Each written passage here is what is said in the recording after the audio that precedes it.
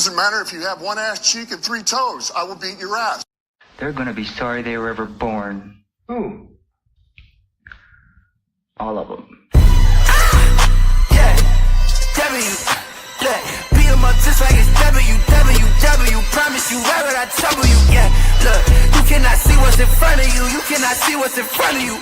Yeah, promise that you get to run into if you knew what's about to come to you. It's about to get real dangerous. It's about to get real dangerous. It's about to get real dangerous. It's about to get real dangerous.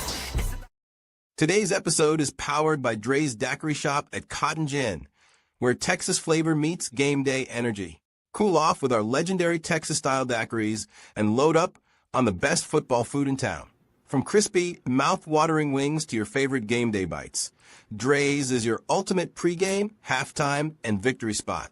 Don't just watch the game. Taste the win at Dre's Daiquiri Shop at Cotton Gin. And welcome to the show, the One Ass Cheek and 3 Toes. I am your host, Nate the Great. I got Mr. BA on one side. I got Mr. Jay Weezy on the other side. And we have a special guest, George. He is a Lions fan. Hello, George. How you doing? How you doing? Thanks for having me on. Yeah, thanks for coming on. Well, fellas, B already beat us to the punch. The Eagles beat us 16-6. So let's just get into it. I'm sorry, it's 16-9. Thank you. Why change shit? It might as well have been 6 because they scored that field goal later on at the end. But whatever. Let's get into it. We'll start with you, George. Just give us your initial thoughts of the game so far. My initial thoughts, I was watching the game, I was like, well, if the Super Bowl window isn't closed, I hear the creaking sound of it closing because it's not looking good with their interior offensive line being that vulnerable against a stout defensive line like Philly's. And they definitely are going to need those 3 interior offensive lines somehow. And I think it is what it is at this point, to either find some kind of magic or some kind of answer to keep Jared Goff clean in that pocket, or just punch holes in the run game to get Gibbs and Montgomery spring forward. Otherwise, I think they'll make the playoffs, but they're not going to go too far if they go anywhere once they make the playoffs. So they got some serious issues. I totally 100% agree with you, George. My Super Bowl thought is kind of busted right now. Until that interior line gets fixed, we're going to have problems. It's just simple as that. Yeah. B, go ahead. What were your thoughts? It's funny. People say this, and yet they beat the crap out of Washington. So their offensive line is doing good somewhere, somehow in these games. Mm-hmm. I think the problem that the Lions are having, especially since Dan Campbell has a propensity to call bad games against good teams. I'm sorry. You got to put it out there. That was a bad call. That was a very badly called game with him. And 0 for 5 on 4th downs.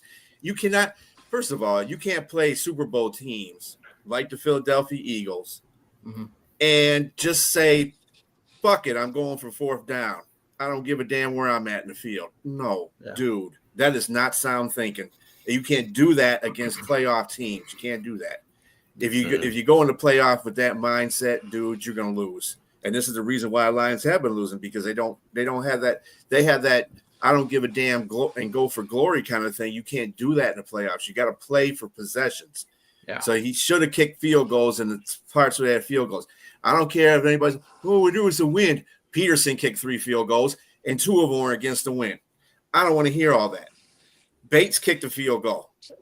He kicked a 54-yard field goal. I don't want to hear any of that. I wanted. They need to get scoring off possessions when they have the possessions. Got to go for the scores. Period. Let me ask you a real quick question, because I think there's some truth to what I'm about to say. I do not believe that Dan Campbell trusts Jake Bates to kick long field goals. I don't think that's necessarily it. No, because look, he's been terrible from 50 plus this year. And he has pulled 40 plus kicks. And he trusts his offense more than he trusts his kicker. Remember, this is the issue we had a while back with him. He's hit or miss. And I think that Dan rather put the ball in Goff's hands and his players' hands then put a kicker out there who has not been consistent. Well, that's that's exactly what I'm talking about. Ignorant thinking. You cannot think like that. Your kicker gets paid to kick. If he can't kick, then you get another kicker. That's probably gonna happen if he keeps on top of that though, Jake Bates came up big time for the Detroit Lions multiple times. Yeah, Houston, but Green that was Bay. last year. It's a couple of games. But I mean, he has built a rapport with the Detroit Lions. You said that last year about him too, though. Nate, but this year he has missed. But this year, look at it. I don't know what his record is. But his record is terrible this year. I mean, you cannot sit there and sit on the bench and take points off the board because 0 for 5 from 50 yards. Nate. No, he's not. Because he hit a 54-yard field goal. 1 for 5. 1 for 5. I think Jake Bates has missed a total of about 5 kicks this year, but he hasn't been. That's 5 too many. But I would say true, and that's fine. And I would say the point about how Dan Campbell doesn't trust kickers as much. I think that's more so the player in him, because I mean, when you think about it, players, I go in here, I put my body on the line. You're coming on the field. You don't really have to put your body on the line. Now, however, Jake Bates has saved some special teams touchdowns that could have broken this year. That is true. He has been a better tackler than a kicker this year. That is fact. You know something, but you want to know something? Dan Campbell is an analytics type guy. And that's not always the way to go, because analytics doesn't factor in injury. It doesn't factor in the weather or who you could be playing against. You just see numbers that says go for it. And Dan Campbell goes off of those numbers. So I look at Dan Campbell and Jake Bates' relationship is like, I'm only going to use you if I need you. But if I feel like I can actually pick up a first down, or if I can score in these next 2 drives or possessions, I'm going to do that rather than kicking a field goal. And he came on a radio station earlier today, and you heard his interview. You know, he really didn't have a lot of faith in his offense. He wanted his defense to really pick up a lot of slack. That's what he wanted. He said the strength of the team was having playmakers in the defense. That was what he had said on the radio station. Well, if you said that, I think he kind of contradicted himself a little bit, because if you had faith in your defense, while they had good field position most of that game, then you send out your best punter, who's one of the best in the league, and then just pin Philly back. Because now I couldn't have predicted going into that game that it was going to be a low-scoring game. But as you see the game play out, I'd say midway through the first quarter, maybe going into the second, okay, this isn't going to be a barn burner. And yes, some of those 4th down calls, although I've made my peace with it, because that's kind of what's gotten us here. Dan Campbell, it's not the same team. It's not the same team. And I would say just kind of the opposite. I don't think he trusts his defense as much, because if you trust your defense, you'll just play the punt, play the field position. And just to be honest, that secondary is basically shoestring and bubble gum and duct tape right now. But right now, this juncture, how that game was playing out, I could actually trust that secondary better than I can trust the interior offensive line. Yeah. And that's just and that's where Dan Campbell's going to have to adjust his thinking about, hey, we're not getting the points, or we should take the points, but if we're still at the 40-yard line and it's windy or whatever the conditions may be, then let's just pin them deep, because Jalen Hurts, and it's actually been shown, like, our interior offensive lines have been a problem. The Eagles haven't really been able to run. They haven't been scoring a lot yet. Their defense has been supreme.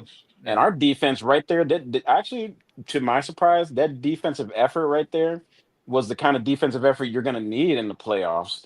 Mind you, I'll say this, I've been screaming about an extra edge rusher, which I still think we need, and in the offseason. But now that's a glaring need, because I still think they're thin up front on both sides of the ball, and it's just more glaring on the offensive side now. Yeah, and I mean, while I agree with that, but you said something, George, that's intriguing. You said for the most part, we had good field position on defense. I think that's the reason why he didn't punt and he went for it on the offense, because he's like, hey, if I don't get it here, I'm going to trust my defense to go out and get a stop. And this defense stood out. Now, while it may have not been a good game plan and it hurt them in the end, he trusts his defense. He came out and said that was the strength, that defense. He trusted his defense to get stops, to get key stops, and they did that when it really mattered. It was the offense that really sputtered. The offense didn't have that same spark that they did that kind of put the game on ice. I mean, really, let's be honest. We're upset with field goals. Well, hold on one sec, really quick. We're upset about him not kicking field goals. But you know something that kind of threw it off? Jameson Williams getting that fucking penalty, man. That was a big critical penalty. We lost by 6. It Well, wouldn't have mattered. But hold on. Let's put it into perspective. If you get it and you go up 7-6 against the Philadelphia Eagles, who's to say they don't have to switch their game plan and play a little bit more desperate? You can play the field the way that too. Right. You know, that was critical. I'm not that was a big if we lose by 1 point, yes, I will kill him for it. But we're not. I think it changed the trajectory of the game. And that's why I texted you guys. And I'm like, does J-Mo have rocks in his head, dude? Because why are you doing that? Why? Because he does have. Sometimes he has rocks in his head.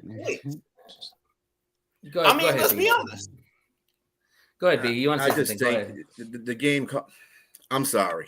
He kind of threw the defense under the bus because, I mean, as far as his play calling was concerned, you don't go for it in the middle of the field like you do. I agree. Thinking that your defense is not going to stop. He had more. Yeah. He had so much faith in his defense. He was willing to do that kind of stuff, and that killed the offense because when you do that kind of stuff, your offense is already killing the defense because they're not moving the ball right because you're not making the break.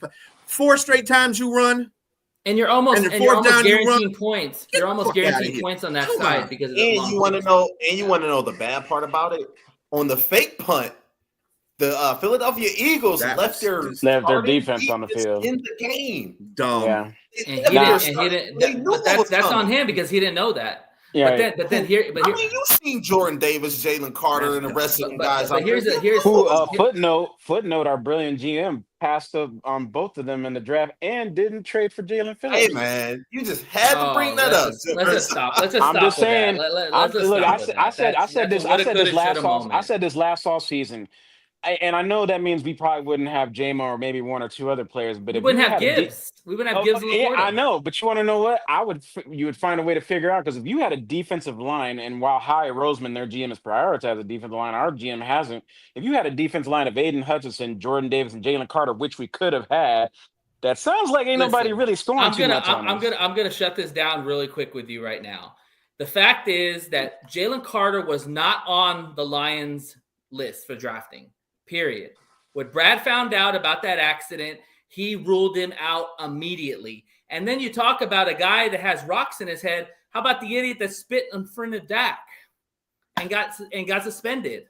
Yeah, I mean, you want that guy on your team? I mean, yeah. Well, that guy has a Super Bowl ring, and we don't. Yeah. He has a Super Bowl ring because of the team. Take away Jalen Carter. If you had just gotten Jordan Davis, which would eliminate J-Mo. Let's put this in perspective. Then you still have Lee McNeil, Jordan Davis, and Aiden Hutchinson. That's those 3 right there. That's nobody's really doing too much with that. Howie Roseman the took defense 6 is years not to the get problem. a Super Bowl. Hold on. Yeah. Howie Roseman took 6 years to get a Super Bowl. True. Holmes is in his 5th. So let's quiet that stuff down. But also we should have done, we should have did this, and we should have did that. They should have did a lot of things too. And they've had the Lions have more consistent good seasons than in between the 6 years that they had than the Philadelphia Eagles. There's 1 year they sucked bad in between that. So you can say that the Lions have more consistency in that, but we can't do whatever the case is. The Lions won 15 games last year, and their defense sucked. Exactly. They won 15 games. So either way, they're getting it done. I'm not worried about I'm worried about the play calling. That's what I'm worried about. I do have a question to ask you guys. How much of that is like the 15-2 record means nothing because they didn't bring the Lombardi home. Now you said consistently good.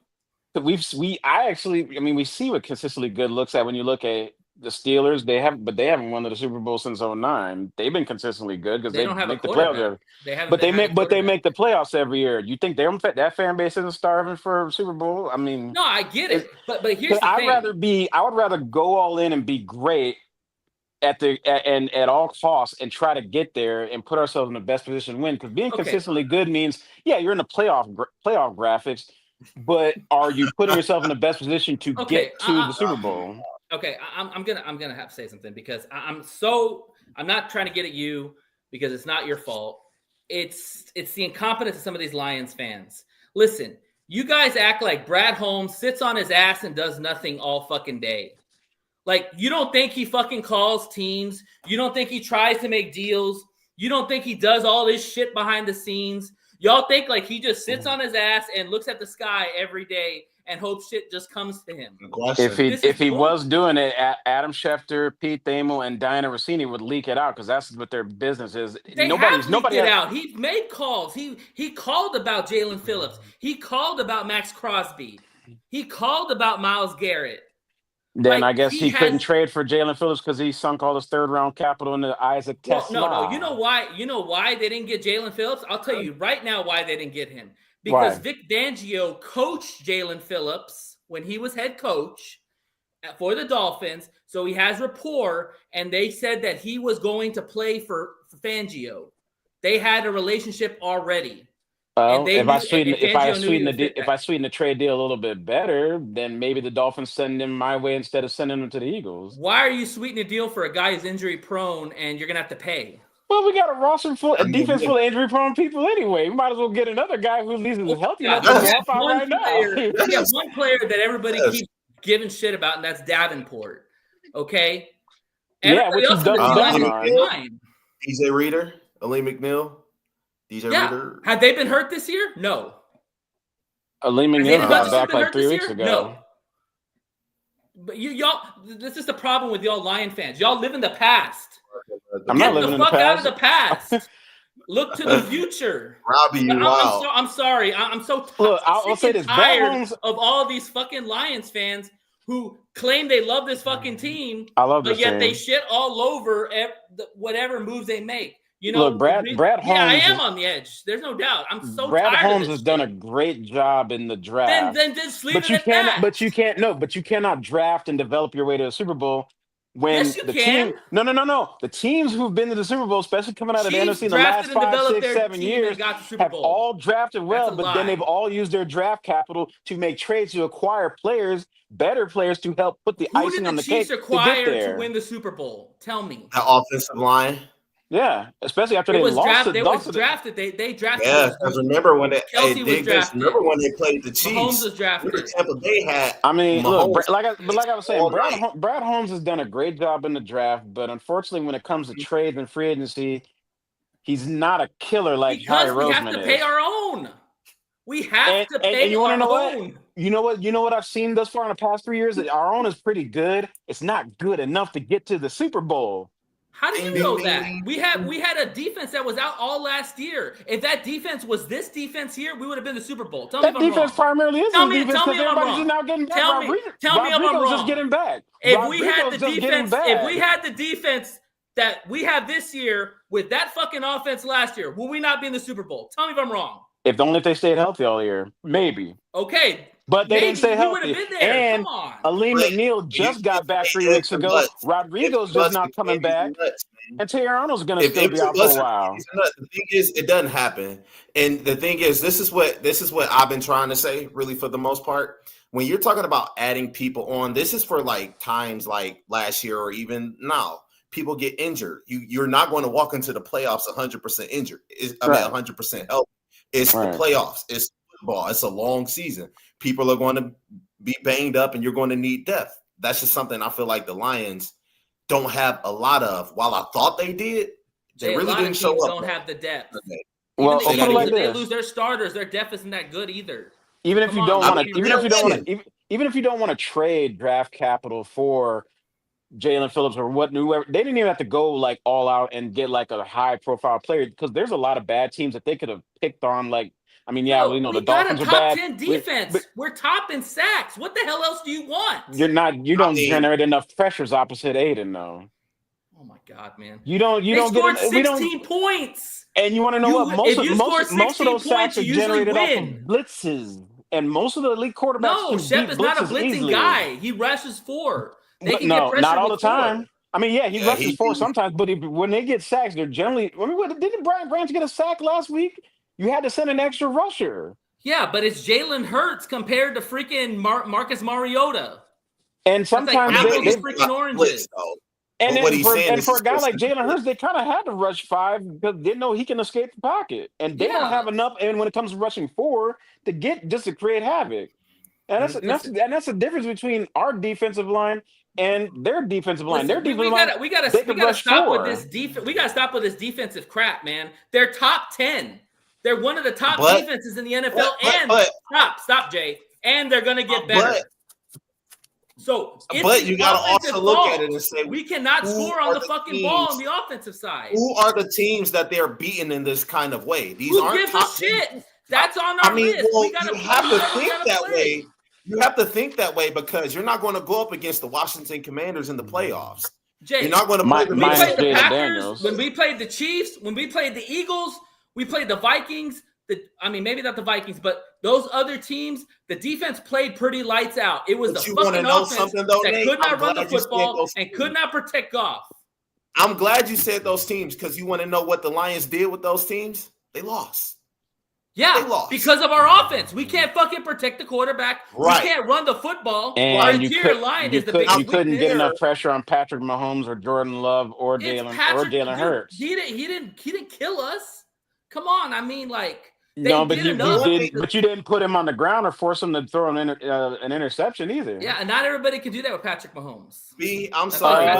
The Eagles I'm did not in the used to Super being Bowl. quiet. I'm used to you yelling and screaming at me, man. What's going on, bro? Oh, it's ridiculous. You know, man. I want the same energy when the Lions win, though. That's the problem. Yeah, That's the seriously. problem. I'm used to you This is yelling the and problem I have with Lions fans. They like to scream and yell and talk about, oh, we're not going to the Super Bowl because we lost the game. But when they win, I don't hear any of that shit. So I don't hear none of that shit when they lose either. Win and I'll be quiet. Lose and we got something to talk about. They're 6-4. If you win- They're right as in the long as- race. as- There's they the were- doom and they were gloom. 15 First of all, last the year. Lions are an entertainment product. As long as you win, I'm happy. But if you're not winning, then I'm not happy. It's We clear and can't be simple as happy. that. I mean, When I you're- can't. And you want to know what? We've been riding with you when you weren't winning and we weren't happy. So now that you're winning, the expectations have gone up. So I And that's expect you fine. to win. And that's fine. The season's not that's over. all I want. We're 6-4. no, not over. And they got enough in front of them that they can literally make a run. Like there is no reason to panic.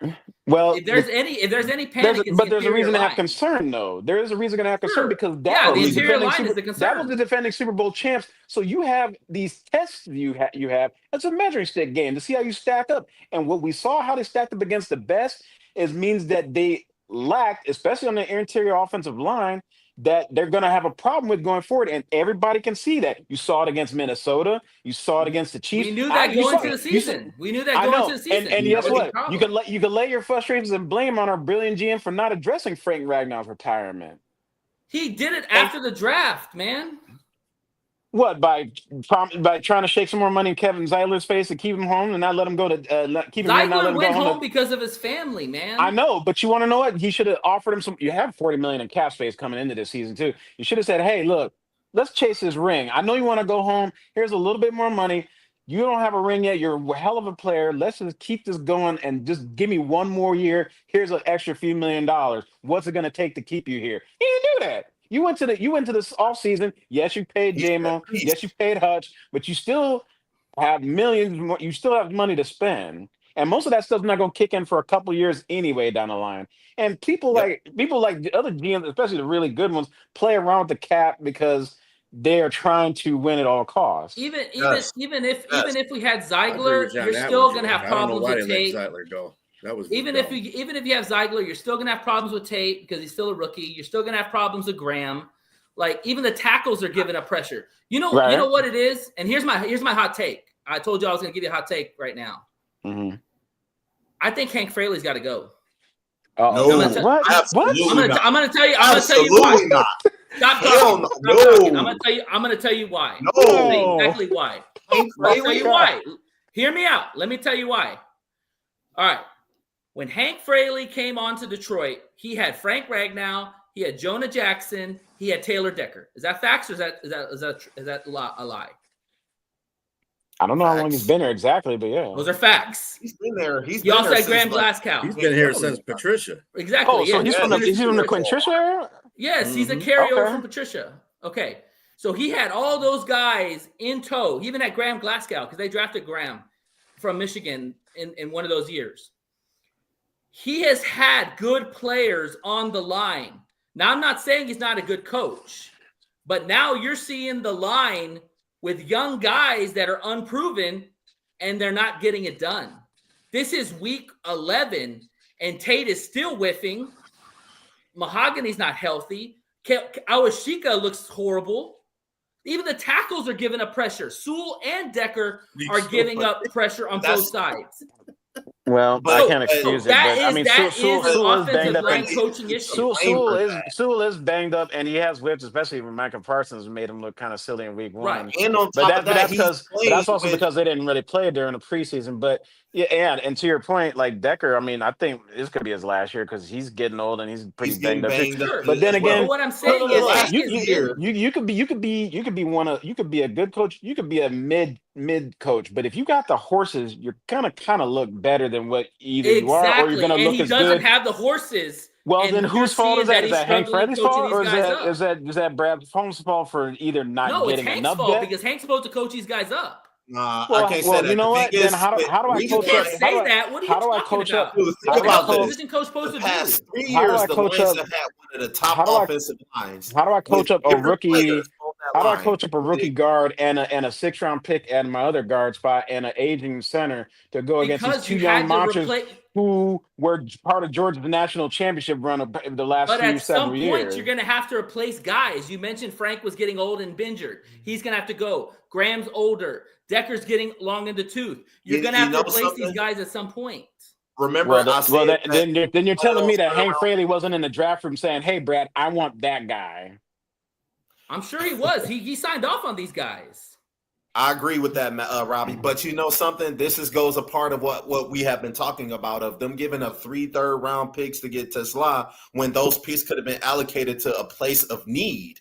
And Tesla, last I checked, can't block and protect Goff up the middle. That's damn near negligent. And we have guys on the team. What the hell? Then on top of that, we don't even use Tesla the way. I mean, he gets on the field, but Khalif Raymond still gets more clock than running he does. But Jay, that has nothing to do with the line. The line. Listen, here's the thing. The line is weak. Okay. Yeah. The interior line is weak. You have a rookie. You have a backup, and you have a center that's 30 years old protecting Goff in the middle.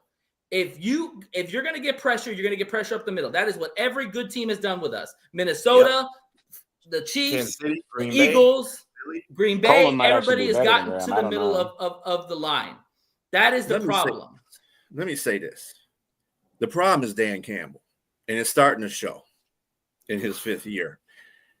He is not making a proper adjustments when you know you have issues on your interior line. It's up to you as a head coach, because you're the sole person responsible for that offensive line. When he played the Washington Redskins, the Commanders, sorry, he adjusted that offensive line in that game, but he didn't do that against Philadelphia. And that's the and then you're not playing to your strength.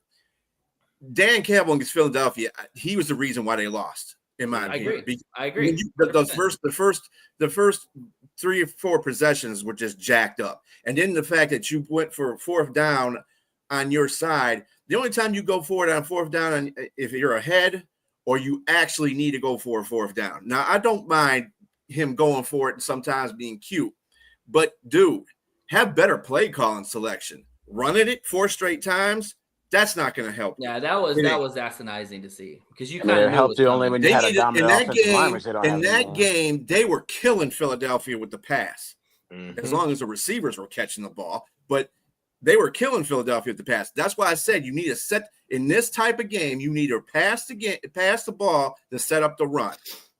And as long as they did that, they had good runs after they were passing the ball all over them. If you noticed. But then when they started running and they just took control and say, we're going to run the ball no matter what, that's when they started failing. And that's another thing, too. That we don't even talk about is the fact is the line's not even blocking on the runs either. Like, you can't run up the middle. You can't protect up the middle. Like, what the hell are you supposed to do? You know, You can't do it. You can't do anything if you passes. can't if you Quick can't passes block. because So yeah. Quick you know, passes. it was Detroit. interesting. So I was listening to Some things 97.1 on the Monday morning. A lot of people were giving Goff a lot of blame for it, and I was thinking, like, look, I understand he's not mobile. We all understand that, but he can read defenses pre-snap, post-snap, and make the throws. And everybody's, and especially it's like it seems like this whole time wants to run him out of here for some reason. How No, many that's just I don't like know. how many mobile quarterbacks do you know can still, while the play is going on, get to their second or third read and make a and here's the thing. The same fact is mobile quarterbacks need an offensive line still. Yep. And how there's only like maybe four, and if you include maybe Baker Mayfield because he's been kind of doing well this year, there's only 4 or 5 mobile QBs that can probably do what Goff's doing. But granted, they need the offensive line. That's Josh Allen, Lamar Jackson, Jalen Hurts, Even those guys need an offensive line. and I'm forgetting one, but those are the only mobile No. quarterbacks in the league that can, at a high level, stand in the pocket and Yeah, still make and read the how many of throws. those mobile So quarterbacks the have won a fact Super that Bowl? Lions fans want all of a sudden get a mobile quarterback when you drafted one and he just And got it's catching cut, up to Kansas City because they ain't where they are now. and Patrick Mahomes, and guess what? The Patrick Mahomes, he's a mobile quarterback. What did the Eagles do to him in the Super Bowl? They They He wrecked killed really him. him. doesn't. They killed He runs when he him. has to. He's Hey, not what really. did I wouldn't Denver call do him to mobile. him Sunday? What did But Denver all the do to him same, though, Sunday? a mobile quarterback, all the same, needs to be able to have the same processes quickly Yeah, like Goff has. And all the same, just like Goff, a mobile quarterback needs an offensive line to protect him so he can either yeah. stand there and not get happy feet and have to scramble. Because guess what? If you put you put Hurts behind our line that night, you put Josh Allen behind our line that night, you put Baker Mayfield behind our line They're that all going night. to struggle. It's, Right? it's They're all probably going to going to be struggle. the same result because that interior offensive line is the biggest weakness on the team right now by what I've Right. seen consistently over the course of this entire season. And I don't Saying think they're that. going to fix it. Now they'll probably make the playoffs, but you know what'll help me feel better about that? Obviously, they got the Giants, and that should be an easy one. Beat the Packers on Thanksgiving. But Lord have Beat the mercy. Rams. I do not want to see the Rams because they are cooking and killing everybody. And their play style is very similar. They have to be run heavy. For Goff, for Matthew Stafford, you have to be a run heavy Rams. team, and you have to be a dominant defense that can hold teams down, especially Yeah, while your offense may not have their fastball that day. But for sure. for their play style, they have to be dominant on the line of scrimmage, and they need more help. I'd say, well, on offense, but definitely defensively too. And they're Hey, just for kind of sure. not there right now. So, am I worried about the Lions missing the playoffs? No, but I don't think their Super Bowl run is going to be. I don't know if they're going to do it this year because you've got to go back to Yeah, Philly. If they make the playoffs, and let's say you get out the wild card round, because they lost your shot as a 1 seed. If Philly closes out, wins out, that's fine. They're going to have to go back to Philly, and not just on a cold November night when that was windy, but in a cold January day or night that could Snowing. be windy and snowy. So I Mm-hmm. left. from what we Not do saw, well in the and snow. Philly could find their stride offensively and get better. How confident are you that we can go back in there in mid-January on possibly Championship Honestly, Sunday and get it done? I don't know. honestly, we gotta wrap this segment up. But I'll say this: I left that game feeling better about going back to Philly in the sense that the fact is that we have a stellar defense that's only going to get better, and the fact is we only lost by 6 points or whatever Seven. points, 7 points. Okay, fine, 7 points. Like they didn't blow us out. So True. if you can, They kicked our ass, Nate. Nate, they no, kicked they our didn't. ass. No, they didn't. They No, kicked because our if they kicked our ass, it would have been by 2 or 3 touchdowns. Nate, We were right in Nate, that game, right at the end. Goff went like 17 for 33, my man. Well, I will and say to and- Nate's and- point. and we still had a chance to win that game. He or was get in that game. 2-14 when he got pressured. I want to help Nate's point a little bit because I'll say this: that was probably the best defensive effort considering what we have in the back Yeah, seven. stop the tush push and And if everything you too. and with guys possibly coming back, and you can bring that same effort because they say defense travels. If they could bring that every single week, especially most critically in January, then that's the only part about that game I felt about is the defense kept them in it. Now, and I believe to B's point earlier, when the offense was going for it in the middle of the field. Yeah, if you punt, I'd rather the defense have to stop you at the 15 or your own 20-yard line rather than get you in. I think Dan will call a different Because basically game. when they turned the ball over, they were right at midfield and in field goal range, and they held them to Right. 3 points. Whereas if Right. they had punted, and pinned them in within their own 15-yard line, Sure. then you go to maybe first down, and then you go 3 and out after that. Then they're Yes. only at the 30-yard line, and then I So get that's them what I'm to better saying. field You position. leave even as bad as the offense played. we were right in the game. Sure. We literally had a chance. And it was only early in because the game. defense actually was bringing it all night, and they kept you in it. Well, we might have to And rely on our we did defense not. going forward. Well, yeah, and that's what I think there's going to have to be because they are more defense. Because Kelvin Shepard pretty much has shown that he has his finger on the pulse, and it's almost like they haven't missed a beat since Aaron Glenn. But almost similar to Glenn, you should have gotten. You should. They should get Brad Holmes should have given him more pieces to work with, considering Ennis Rakestraw is. Is it too soon to say Ennis Rakestraw is a bust because he ain't played a snap yet?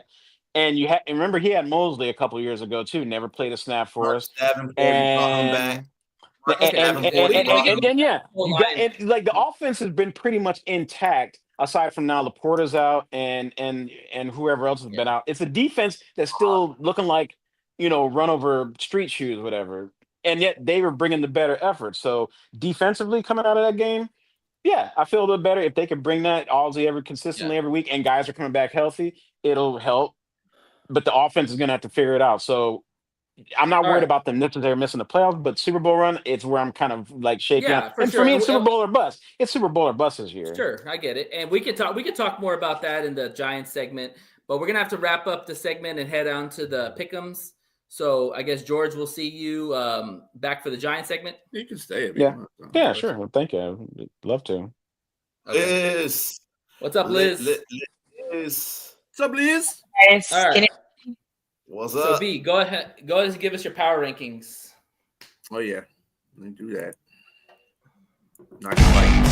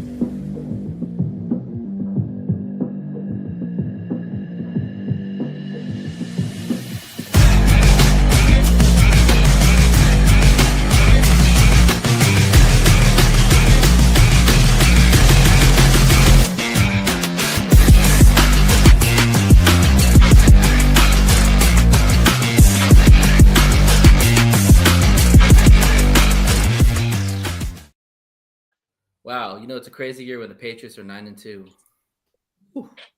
Yeah, without a quarterback named Tom Brady. Exactly. That's crazy. Drake May going crazy. Yep. All right. We're gonna go. All right, B, give us the picks rundown. All right. So last week, two of us finished 11-4. That would be me and you, Nate. Jay, you finished at 8-7. You had a terrible week, dude. I don't know what the hell was going on with you. Liz, you were 10-5. Of course, you picked Vegas. I don't know why you did that. You live in the state of Texas. I was hopeful. Yeah, okay. But Jay leads the pack Jay still leads at 96-49. I'm in second at 90-55. Nate and Liz are tied at 87-58. So you're getting there. You're getting there. All right, well, let's go ahead and get started. So our first game on the schedule is Colts versus Chiefs. Chiefs are a 3.5-point favorite at home. B, what do you say? I got the Chiefs. Okay. I got the Chiefs. They covering that for sure. All right. Liz? Chiefs. Yeah, I'm going Chiefs. They got to win. They're 5-5. This is a must win.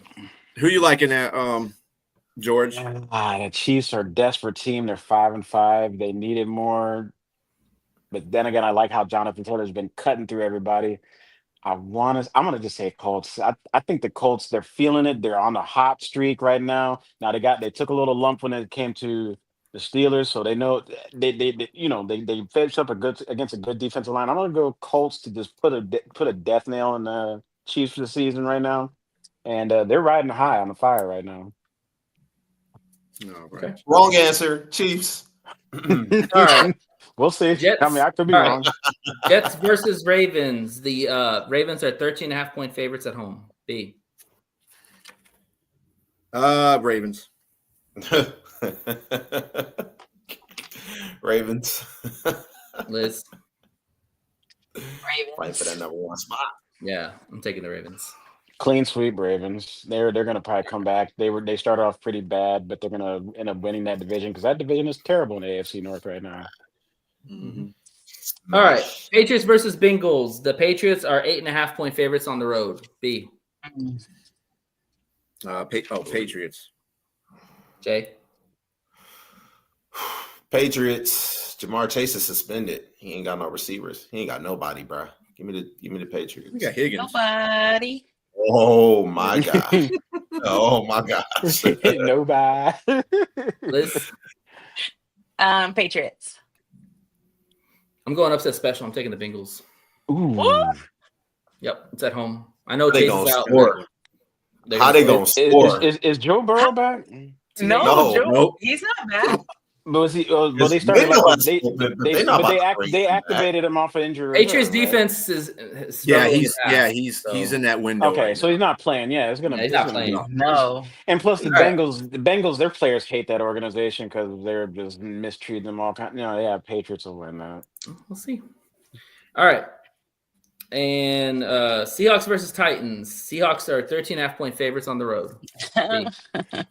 Bingo, free Really? square. We really gotta add. Is anybody taking the Titans? Not me. Man. Well, always remember forever the night they played the Titans. All right. Yeah, that's a movie, man. Not Fake real life. 26 blast with a Not backside real life, Georgia not verse. this NFL. All right. Steelers versus Bears. Bears are 3-point favorites at home. B. Is Aaron Rodgers out? I know they said his hand, he got a broken bone in his Yeah, arm. Mason Right? Rudolph Yeah, is probably he's going to out. start. He hasn't been ruled out yet. He hasn't been ruled out yet, but I'm pretty sure Mason. Well, I saw that on my ESPN app. He's not going to be out, but I don't. Yeah, I don't think he's gonna play. I trust Mason Rudolph. The Bears MVP are so inconsistent, though. The Bears are winning based on the fact that the teams that they're playing are just ass. Like And their defense Cincinnati, is- they should have lost that game, but They're just because winning games Cincinnati by can't margin. tackle a damn tree, they won that one. The Bears' Yeah. defense Then they is played the decent. Giants, and the Giants said, "You know what? Fuck it, we don't want to play the fourth quarter anymore." So, Right. The Yeah, Bears' but it's at defense home. is What's decent. your pick, B? What's your pick? and you know what? I'm going Steelers in this one. All right, Jay. What? I'm I'll go. going the gummy. I'll take the Steelers.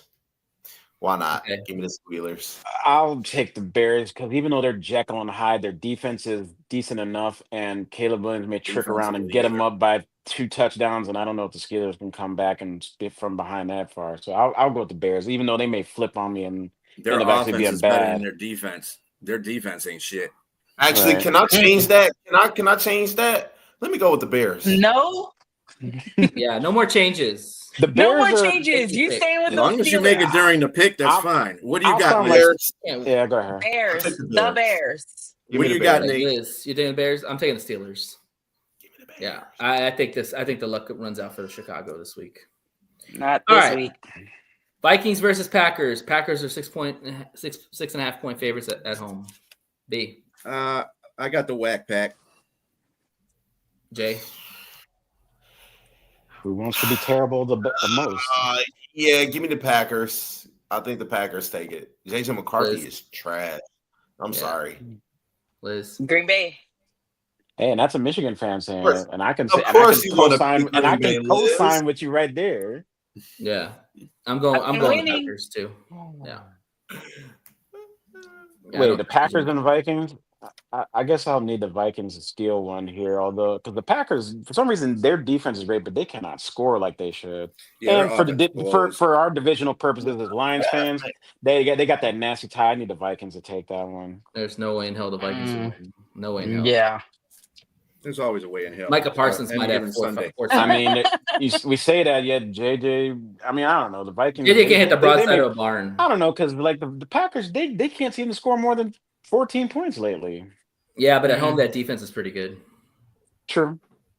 All right. Browns versus Raiders. The Raiders are 3-point favorites at home. B. Oh Lord. Tally up another 4 sacks for the greatest sack artist of all time. Can we just get rid of This this is the week that you would pick the Raiders, Liz. I know. I was hopeful. All right. So what's your pick, B? Yeah, the Raiders. Raiders. Jay. Shit. Raiders. I'm gonna go Browns. Liz. I'm gonna go Browns. Shadur's got to show out. I mean, it's not You like the just Raiders are refuse to anything pick special. against your dad's team. I'm telling on you. I'm going Raiders. Yeah. It's at home. Got to win one. I mean, All they're right. gonna get like 5 sacks. in You this know, ain't game. nothing. Jaguars at the Cardinals. Jaguars are 2.5-point favorites on the road.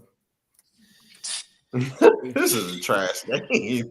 This is Who do you believe in less, confusing. Jacoby Brissett or? I'm going with the Jags because I don't want to go with either one of these teams. I hate both of these teams because they're bad. Okay, Jay. You picking everything I'm picking, B? I'm taking the Jags, man. Cardinals is horrible. All right. Horrible. Liz. Ugh, man, I know that's right. I don't care. Those Jags. Give me the Cardinals. Yeah, I'm going Cardinals. Yeah, Trevor Lawrence, aka Sunshine. I'm gonna Sunshine about to get knocked. Yeah, he's fake. So I'm gonna go with the fighting Jacoby Brissett's over here. There you go. And I was born in Arizona, so I'll take the Cardinals. Come on. There you go. All right. Eagles versus Cowboys. Eagles are 3.5-point favorites on the road. B. Yeah, I got to go with the Eagle fries. Jay. Eagles. Liz. Fly high, birds. Eagles. I'm going Cowboys. I go Eagles, even though That's a hate pick, Nate, but that's okay. For real. No, actually, I'm not impressed with the Eagles' offense. I think that if Cowboys can score on that defense, I kind of gonna want be to hard. co-sign with you, but it's just their defense, though. the defense has But got Dak better. They've got better Dak pieces now. The Dak is putting up video game numbers this year. Yeah. And has no defense. But he ain't gonna. I don't know. But Eagles is number 4. Pickens and Lamb versus. It is an intriguing matchup. I'm gonna tell you because Dallas is putting up numbers, and that defense got a little bit better, and all they got to do is stop the run, which they did against Vegas. Gente, what I tell you, he's gonna get stopped. He had 70 carries for 9 yards. There you go. Yeah. You know what? I'm changing my pick. Since we on that, I'm changing my pick to the Cowboys. What? You can't. Cowboys. Hey, you know what? Okay, no more Cowboys. changing picks. Cowboys. What you pick?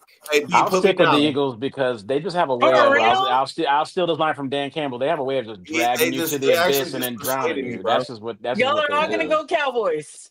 I'm going Yeah. Cowboys. I want to go. I'll stick with the Eagles. I don't want right. to. Go but yeah. Eagles. All right. Telling you. Moving on. All right. Falcons versus Saints. Saints are 1.5-point favorites at home. B. I'm going Saints. I can't stand the Falcons right now. They're getting on my damn nerves. Jay. B. Yeah. The receipt is I'm you going don't with pick the Saints. I'm going with the Aints, man. Michael Penix is out probably for the remainder of the year, man. That team is Really? just fire, dude. Yeah. I guess I haven't really been Yeah. paying attention to the Falcons. Yeah, I guess. Yeah. There's a reason why you haven't been. I thought Liz. Penix was still playing. I didn't know he was hurt. All right. I'm going Saints. I'll Yeah. go Saints. Give me Saints too. All right. Buccaneers and Rams. Rams are 6.5-point favorites at home. B. Ooh, that's probably got to be Rams. America's game. Yeah. Give me the Bucks. Are any of Baker's receivers still hurt and busted up? Like, does he still have? Does he have a Buka still? Yeah, he Buka's still there has still. Buka. Yeah. I don't know No, what's Buka's going there. on with Irvin's, Godwin might play, Irvin's but not for sure. I status. think they will play. Man, the Bucks could help us out. I'll go with the Rams, but the Bucks really should about- I think the Bucks really should take that, but I don't know. The What you got, Liz? Liz. Tampa. All right. I'm taking the Rams. No one's stopping the Rams right now. They're Rams probably are- going Rams to are go to doing the their- Super Bowl. Rams are doing their best Ivan Drago imitation right now. Yeah. It's killing everybody. All right. I would Panthers agree. versus 49ers. 49ers are 7-point favorites at home. B. I'm going 49ers. All right, Jay. Give me the 40 Winers. Sorry, Sonia, but I gotta go with the 40 Winers. Liz. 49ers. Yeah, I'm going 49ers too. Yeah, Niners and who they're playing? Panthers, you said? Mm-hmm. I'm gonna I mean, say they should cover that because did the Panthers win recently? They seem to have these They lose a couple Yeah, they games, won. then they Yeah, then they'll, they then just then beat they'll, Atlanta. then when they win, they'll put up 30 points, and then they'll just go back to being terrible. So if they've already won their game, Bryce Young tore it up. I'll take the Niners to cover that 7 too. Okay. All right. Bills and Texans. Bills are a 6-point favorite on the road. B. Bills. That's too much for the Bills. Going That on the is. road, they can't stop the run. Houston's got the number 1 defense. I'm not buying it. The Bills are through. But this is a typical case, George, and I'm glad that you mentioned that about the Goff versus mobile quarterback things, because this is exactly what I'm talking about. Josh is a good quarterback. He's a great quarterback, but has he gone to a Super Bowl yet? no. The hell to the no. So that dispels all that kind of bullshit. Well, I'm his taking problem is Patrick Houston. Mahomes, just like Lamar's problem. That's their main problem. Over Jay? there. I'm Go ahead. taking Houston. Houston can't even protect CJ Stroud, isn't it? This their tackle would have been a problem, isn't it? So I don't know. I think the Bills should Yes. win that game because CJ Stroud, he's missing his best wide receiver, and their offensive line can't protect him. Well, Stroud is Hey, out y'all, this week, hey, so my relying on the Yeah. Bills. Nobody's been able to Bring protect that the third Houston. One at a time. Oilers One at a against time, the yo. One at a Houston time. One Oilers. at a time. All right. Who? I ain't make my pick. Jay, go ahead, Jay. Liz, you know you my homegirl. You know you my homie. I gotta go I with the know. Bills. Gotta It's go all with right. the Bills. Yeah, I got you. I'm going with Bills, because the thing is that the one weakness the Bills have is stopping the run, and the Houston Texans can't run the football. So give me the Bills. Houston ain't got a running game. Sorry, but who Houston got? All right, We'll see. and finally, Let's go Houston.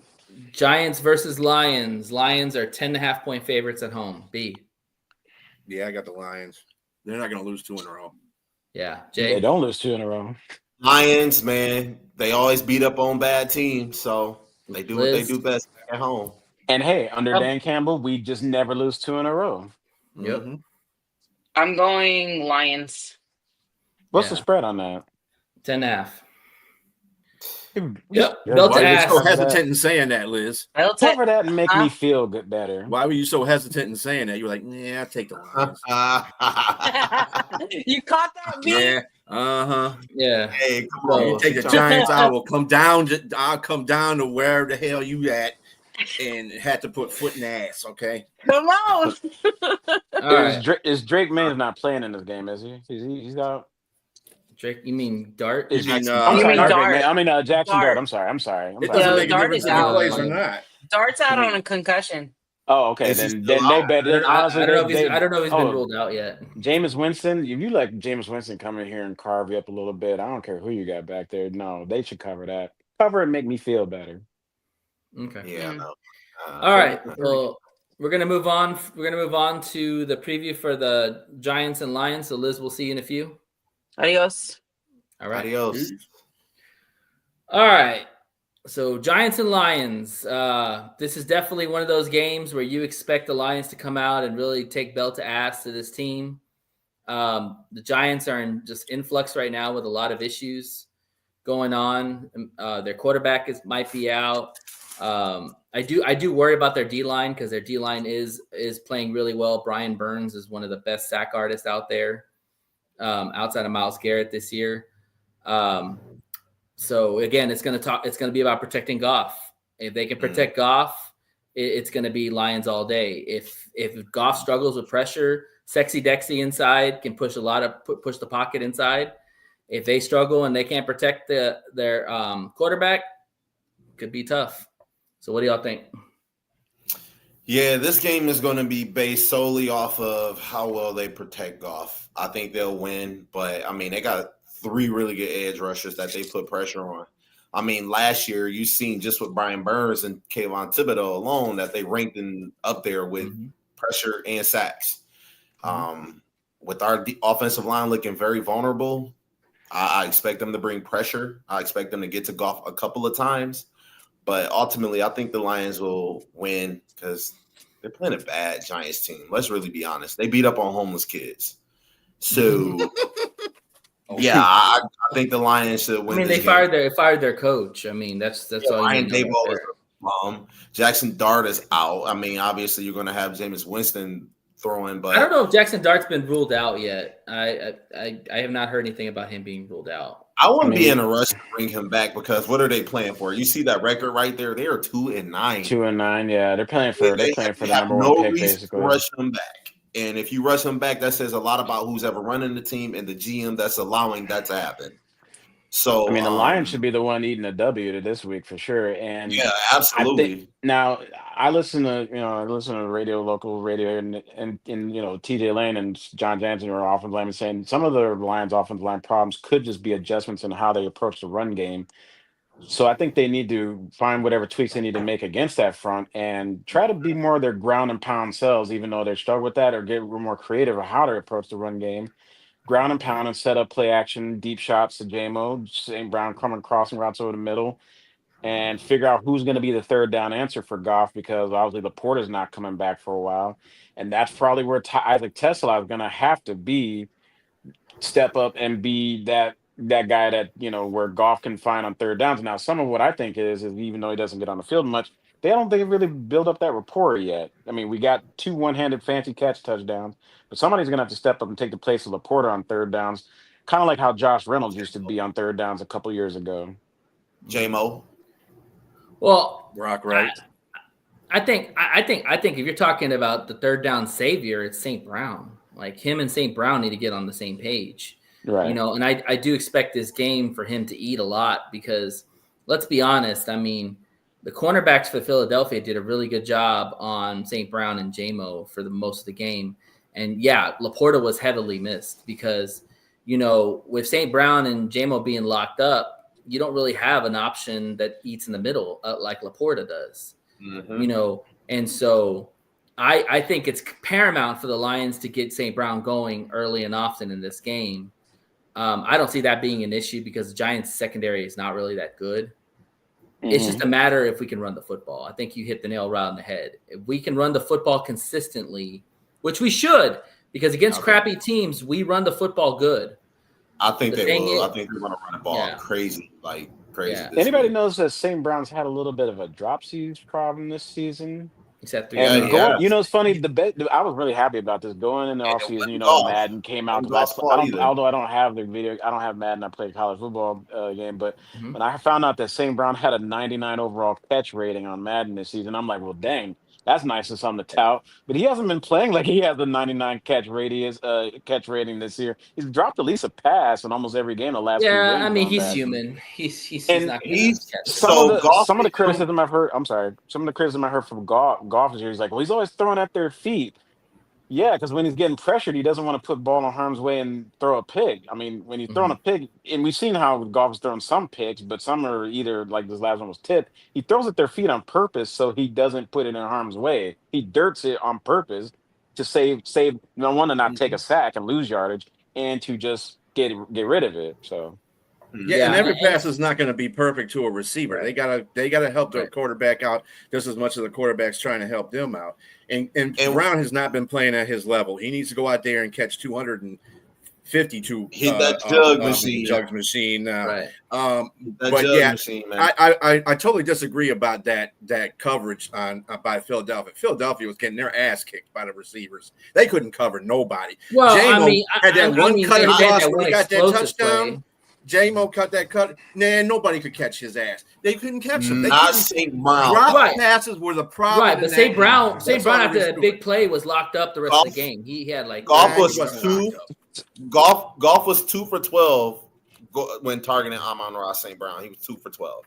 So they have he was pressured when he was doing that too. And going back, that was it too. I think it was a lot of pressure because Goff went 1 for 14 when he was pressured.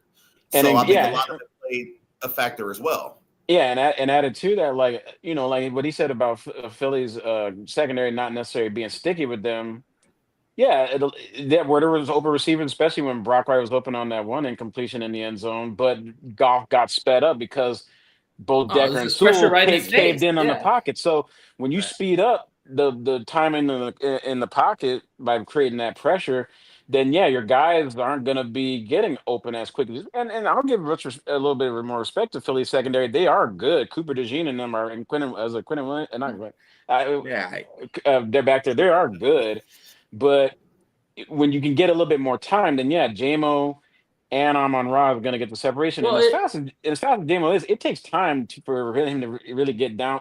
Golf needs more time in the pocket, really. Is what Well, it I'm also saying. comes down to the interior, because if the pressure's coming in the middle, Goff can't step up in the pocket, and he's not going to go east or west.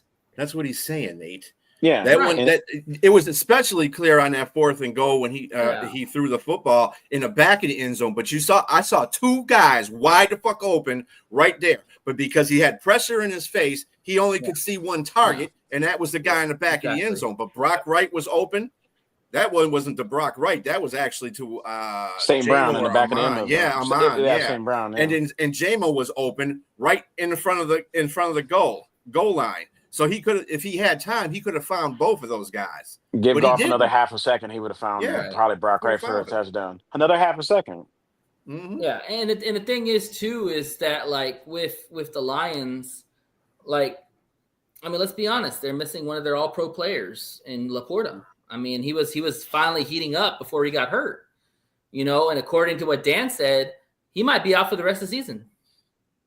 There's no timetable for him returning. Like, a back is nothing to play with. Yeah, he got spirit in his back too. Regardless of that whole situation, they're gonna have to find a way. Sorry, next man up. You're just gonna have to find a way. But who is the guy? It doesn't make it. Somebody will have to step up. It's gonna have to be. Give me a name. Who? Here, I'll give you a All name. these damn offensive weapons the Lions have, and you say who? It's gonna give me a tight end. Give me the tight end that's gonna step up. It's gonna have to be the guy. Your brilliant GM sunk 3 third-round picks into. It's gonna have to be Isaac Tesla to step up. That's what it's gonna have to be. Or they're gonna have to pass 3 third-round picks. Then the least I can do is somehow scheme a way to scheme him open on third down to be the new safety blanket. Or Jameson Williams. You don't always have to use him as a downfield threat. You can have him over the middle. You've seen what he did over the middle. Right. You can do jet sweeps with him, which they haven't done too much of this season. I think that's because of the blocking. They don't trust the blocking. The blocking's terrible. Jay, just a little bit, Jay, to your point, some of Jameson Williams running deep routes to kind of take the safeties away to keep Amon-Ra and the rest of the guys underneath. Not if you're running misdirection, you don't. And I think they should run crossing routes or mesh routes. He did that against Washington, and he did that against the Philadelphia. No, I agree. JMO has to step up, no doubt. Jahmyr Gibbs, look at him. He had over 100 yards last game.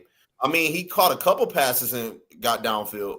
I mean, the Lions they have weapons that they could use. You just have to put them in the right position, and Goff needs time to actually get the ball. And you know who that falls on? That falls on the offensive coordinators, whoever they are. Whether it's Dan Campbell, whether it's Morton, whether it's Shaw, it doesn't make a difference. They all have to work together to get that offense together, because if you're missing a player, you need to fix that. I'll take that up a little higher. Our GM needs to go do what he does best and go shopping in the DVD bin for old used and shop the waiver wires and get. Did we bring in the offensive lineman? What was his name? Frazier? I don't know. He's not set to make his debut until December, I hear. Well, then you don't want to make trades. You didn't. I mean, you took Manu, he took a couple guys that may not have been ready. He needs to go pull guys off of waiver wires who are ready and get them in here. But the reality is, the people that are on waiver wires are either injury prone, which Lions fans seem to get pissed off when Brad does that, or they're players that aren't that good, and the players that they have on their roster are better than what they have. Right, and I get you, and I'm tired of messing with broken toys, but we're here now. So at this point now, if he gets somebody that could possibly be injury prone, as long as they can come in and make an impact until we get our guys back and healthy, I think that will be like probably the best bet. Just get someone who can play now. But you see the guys we have now. We have Cologne. We have Awashika. Those guys. Those are the backups that are now playing starting roles. Well, it's not Cologne. But he stepped in for Tate for a little bit. Yeah, he might actually be better. I don't know. He was Cologne was holding his own for a little bit out there. Yeah, especially when there was he came in during the Washington game, I believe. He did all right at center. The thing is, started. I think he started before Glasgow took over for him in a Washington game. Because Glasgow got hurt for Glasgow got hurt. Cologne stepped in. Yeah, but then Cologne stepped in for Tate, so he's versatile in that aspect. But Here's the reality of the team right now. It's the running game. Mhm. Because if you look at all the losses, the Packers, the Vikings, the Eagles, who else did we lose to? Who am I missing? Chiefs. Thank you. Chiefs. All those games, we could not run the football.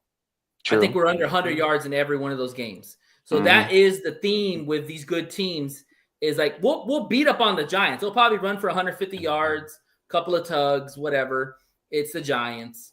But when you go against the big dogs like the Eagles, the Chiefs, or not even the Chiefs because Chiefs are terrible, but the Eagles themselves, you've got to run the fucking football. Right. And if this team cannot run the football, we're not even going to make the playoffs.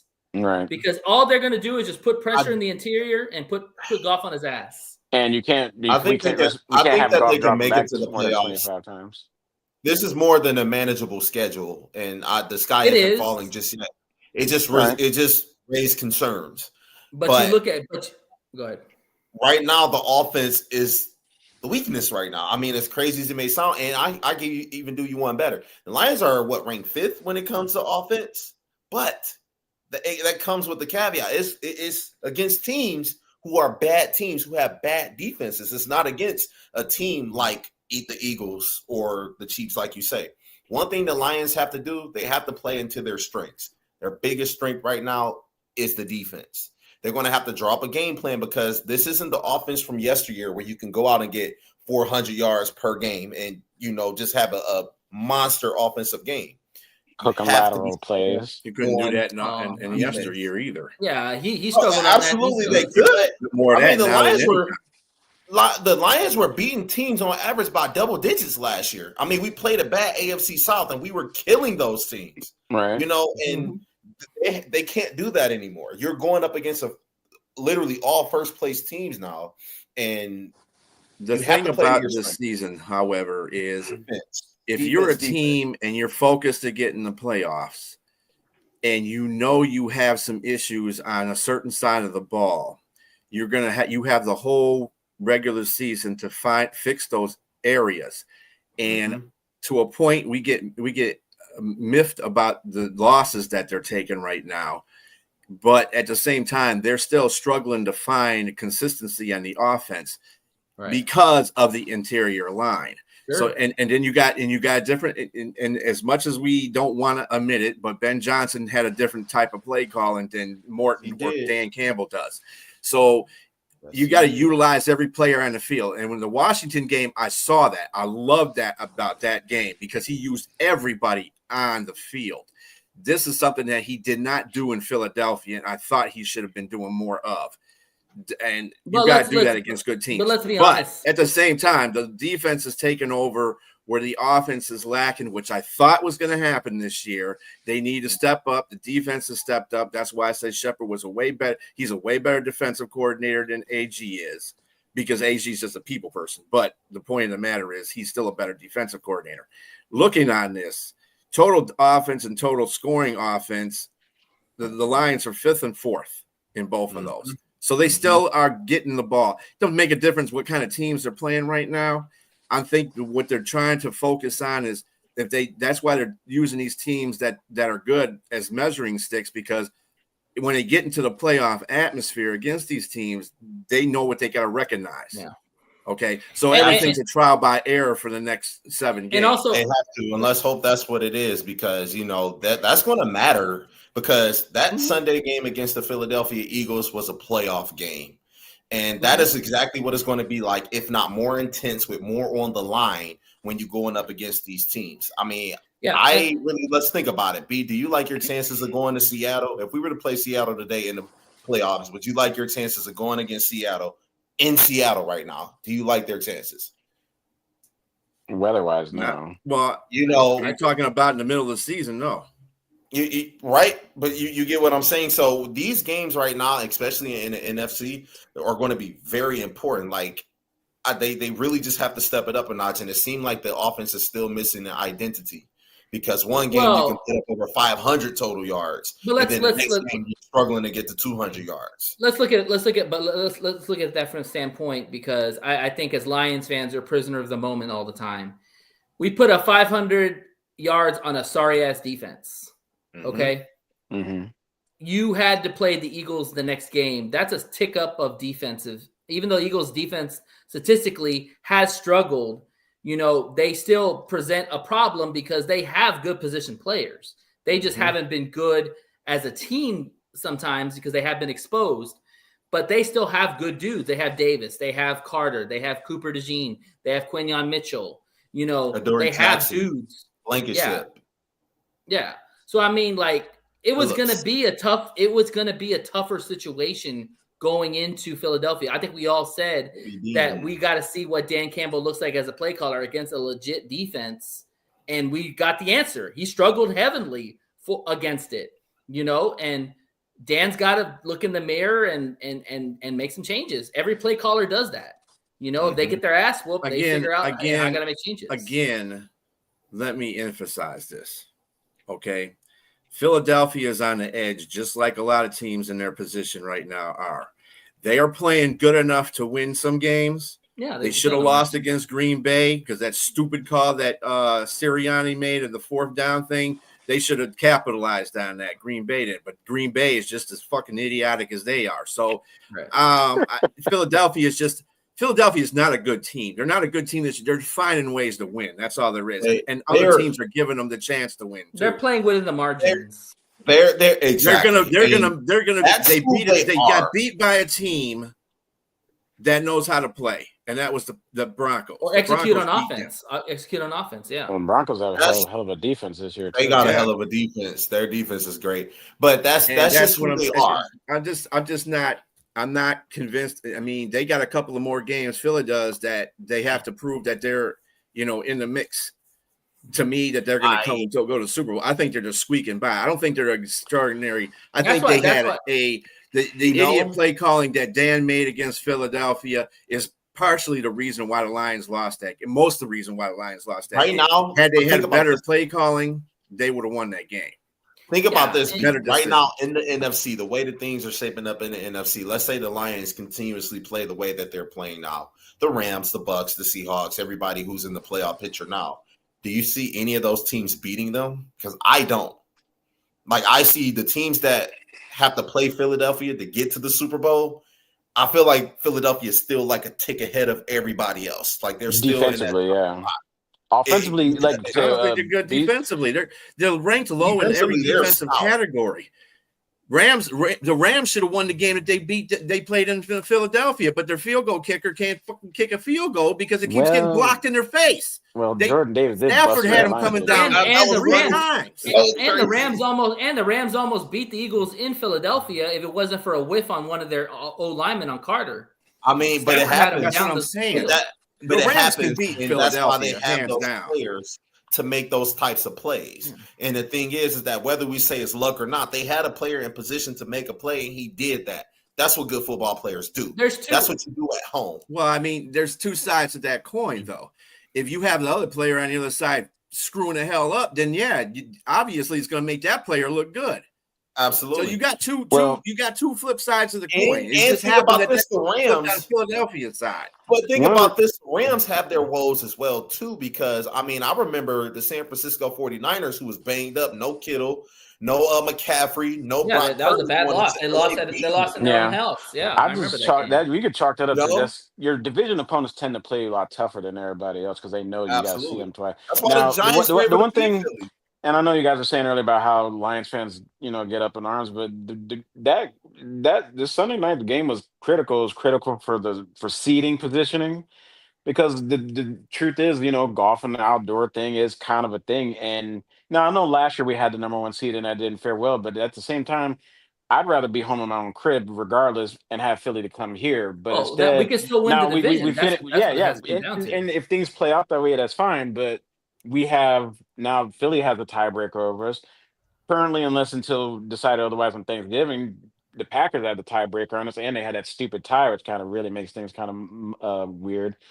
But unless the Lions, they go strong and finish out, I mean, for seeding wise, it's critical. It's absolutely critical because wild card round, if they could somehow find a way to win a division, that means the division winner, you're hosting the wild card. If they don't win their division, then they're going to have to go on the road and play 4 games to get to the Super Bowl.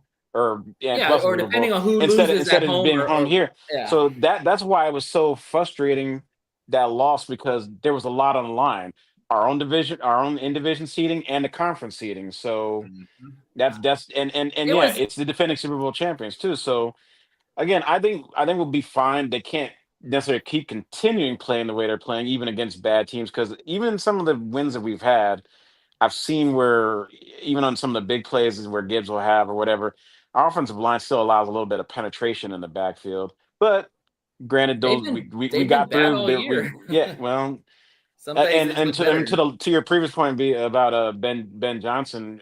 Ben Johnson had Frank Ragnow, and I miss Frank Ragnow. Mm-hmm. I miss him. Yeah, I get I that. want he also had a healthier I want Decker. Frank Ragnow back Yeah, because the Tyler. dude was a warrior. He played banged up, but my God, that the middle of that offensive line was never a question. And heck, even when Stafford was here, I don't even really remember Stafford facing too much pressure up the middle because of Yeah, Frank I wish Ragnow.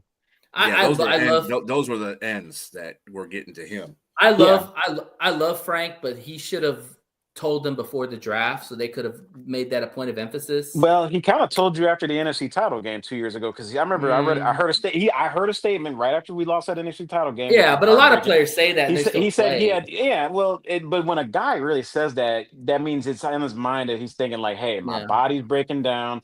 I want to be able to pick up my kids. I want to be able to do the things I want to do. So he kind of told you Well, 2 years they ago did after we draft lost the two NFC title game, linemen. but he stuck it out. He We could went make 16 some and kind 2, of a and then we didn't get home with it. And I was worried. In the back of my mind, I was worried because I remember he said that after the NFC title game 2 years ago, and I was thinking like, oh my God, how much longer we got with Frank Ragnow? That's why for me last year I was so pressed, even though we won all those games. I was like, we got to get it done because I don't think we're going to have Frank Ragnow too much longer. Now, yes, he I was said that quiet this too. offseason until he made his announcement. Then I'm thinking like, Whenever oh you crap, start what are we talking going to do about, now? Because whenever you you don't start then talking and about then part of that, retirement, yeah, you it could has to be say that from paid. 2 years ago. He was alluding to that, but then you still have to be in communication with the team that you're with. Say, look, I'm planning on retiring. You guys should look for my replacement or draft somebody in my spot. Not to tell them what to do, but that so that they're aware. If you just came out and that Ragnow's a professional. Okay. The problem is he didn't tell them in time for them to make draft preparations to replace him. And that's the problem. Did he If retire had he before the done draft or that, after the draft? I'm sorry. I He thought he retired retired It after was the it draft. was after that. Right after? Yeah, it was after Mhm. the draft. Well, then you still have free. I think you still have free agency to still address that. But hey, Yeah, free Yeah, agency who was first. that? Who was that free agency? That Free was agency is free agency Ah, first, and I then don't know. draft. I don't know. they could have what they should have done. And you alluded to this point before, George. They should have kept Zeitler. Zeitler was the guy. They did not do enough to keep him here, and they should have.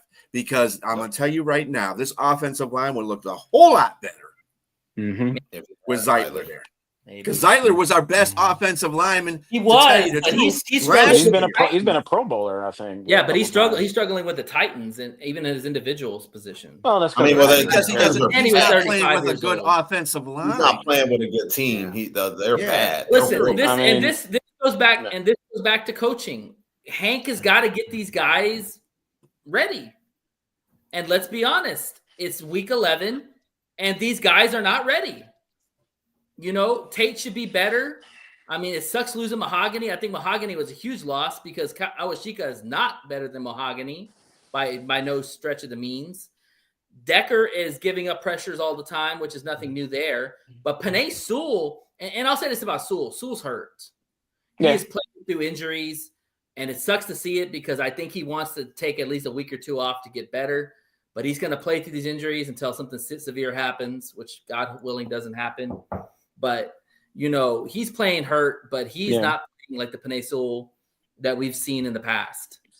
And I'm telling you, man, Hank has got to get these guys. He's got to get on these guys, man. Yes, it all starts with Dan and his play calling. I totally agree with you, B. The play calling is huge. But if your O-line coach is not getting the job done, then you need to figure something out. Well, I agree with that partly, but still, your offense. I mean, your guy that's calling the plays in the first place has to understand that you have, as a head coach, and if you're going to call offensive calls, You have to be aware of the situation that's going on with your team offensively. If you know you're going to have problems with pressure up the middle, you need to start calling plays outside that pocket. You need to, even if you got to have Goff step a couple of steps to the left or to the right, just to get a little more free time, then that's what you do. If you're not doing that, you're not being a good play caller. And this is what we saw against Philadelphia. You cannot let that happen to you, period. And that's why it was a poorly executed play call plan by Dan. And people are going to call it what it is. It is. He is not a good offensive coordinator. And he even said that as a couple calls he wanted back. Which most play callers say that all the time. I think he just should have just punted a little bit more, when necessary, realizing how the game was played. Sure. No. Taking the point. Yeah. Punting and taking the points. Yeah. Because, when you start realizing, oh, wait, they're not scoring or they're not getting down the field as fast. No, man. And we're making them go 3 and out, but then they're also making us go 3 and out. Then we got to play this chess game positioning and push them back though. Because I don't know if we had more yards than but it seemed like when we were starting back on our own 10, which we kind of we were able to get to our own 40 or their 45, and we gave them more good field position obviously because we couldn't convert on 3rd and 4th down. So just got to punt the ball more. Let Jack Fox, who's probably one of the best punters in the NFL, do what he does. So I think gonna have to be more of a defensive team going forward. Exactly. I think the 4th downs, like B said earlier, when you're at the 50-yard line, unless you're in that middle ground where it might be too long for a field goal but might be too short for a punt, then you got to go by the analytics in that aspect. I'm okay with him going for it when you're at the goal line because you're not going to beat a team with field goals a lot of times. Especially the good teams. You got to score touchdowns. We've seen a lot of games where teams just scored field goals and lost the game because they didn't score touchdowns. So you got to get those points when you can. But yeah, when you're at the 50-yard line, punt the ball. I totally at the same time though, you got to see what their offense is doing. Their offenses wasn't doing squat. They had one touchdown, so field goals would have made a difference in that game. Sorry, you're trading the field goals in that type of game is going to matter. They didn't have no problem. It would have made the game closer. They didn't have a problem not going for field goals. They kicked 3 of them. Come on.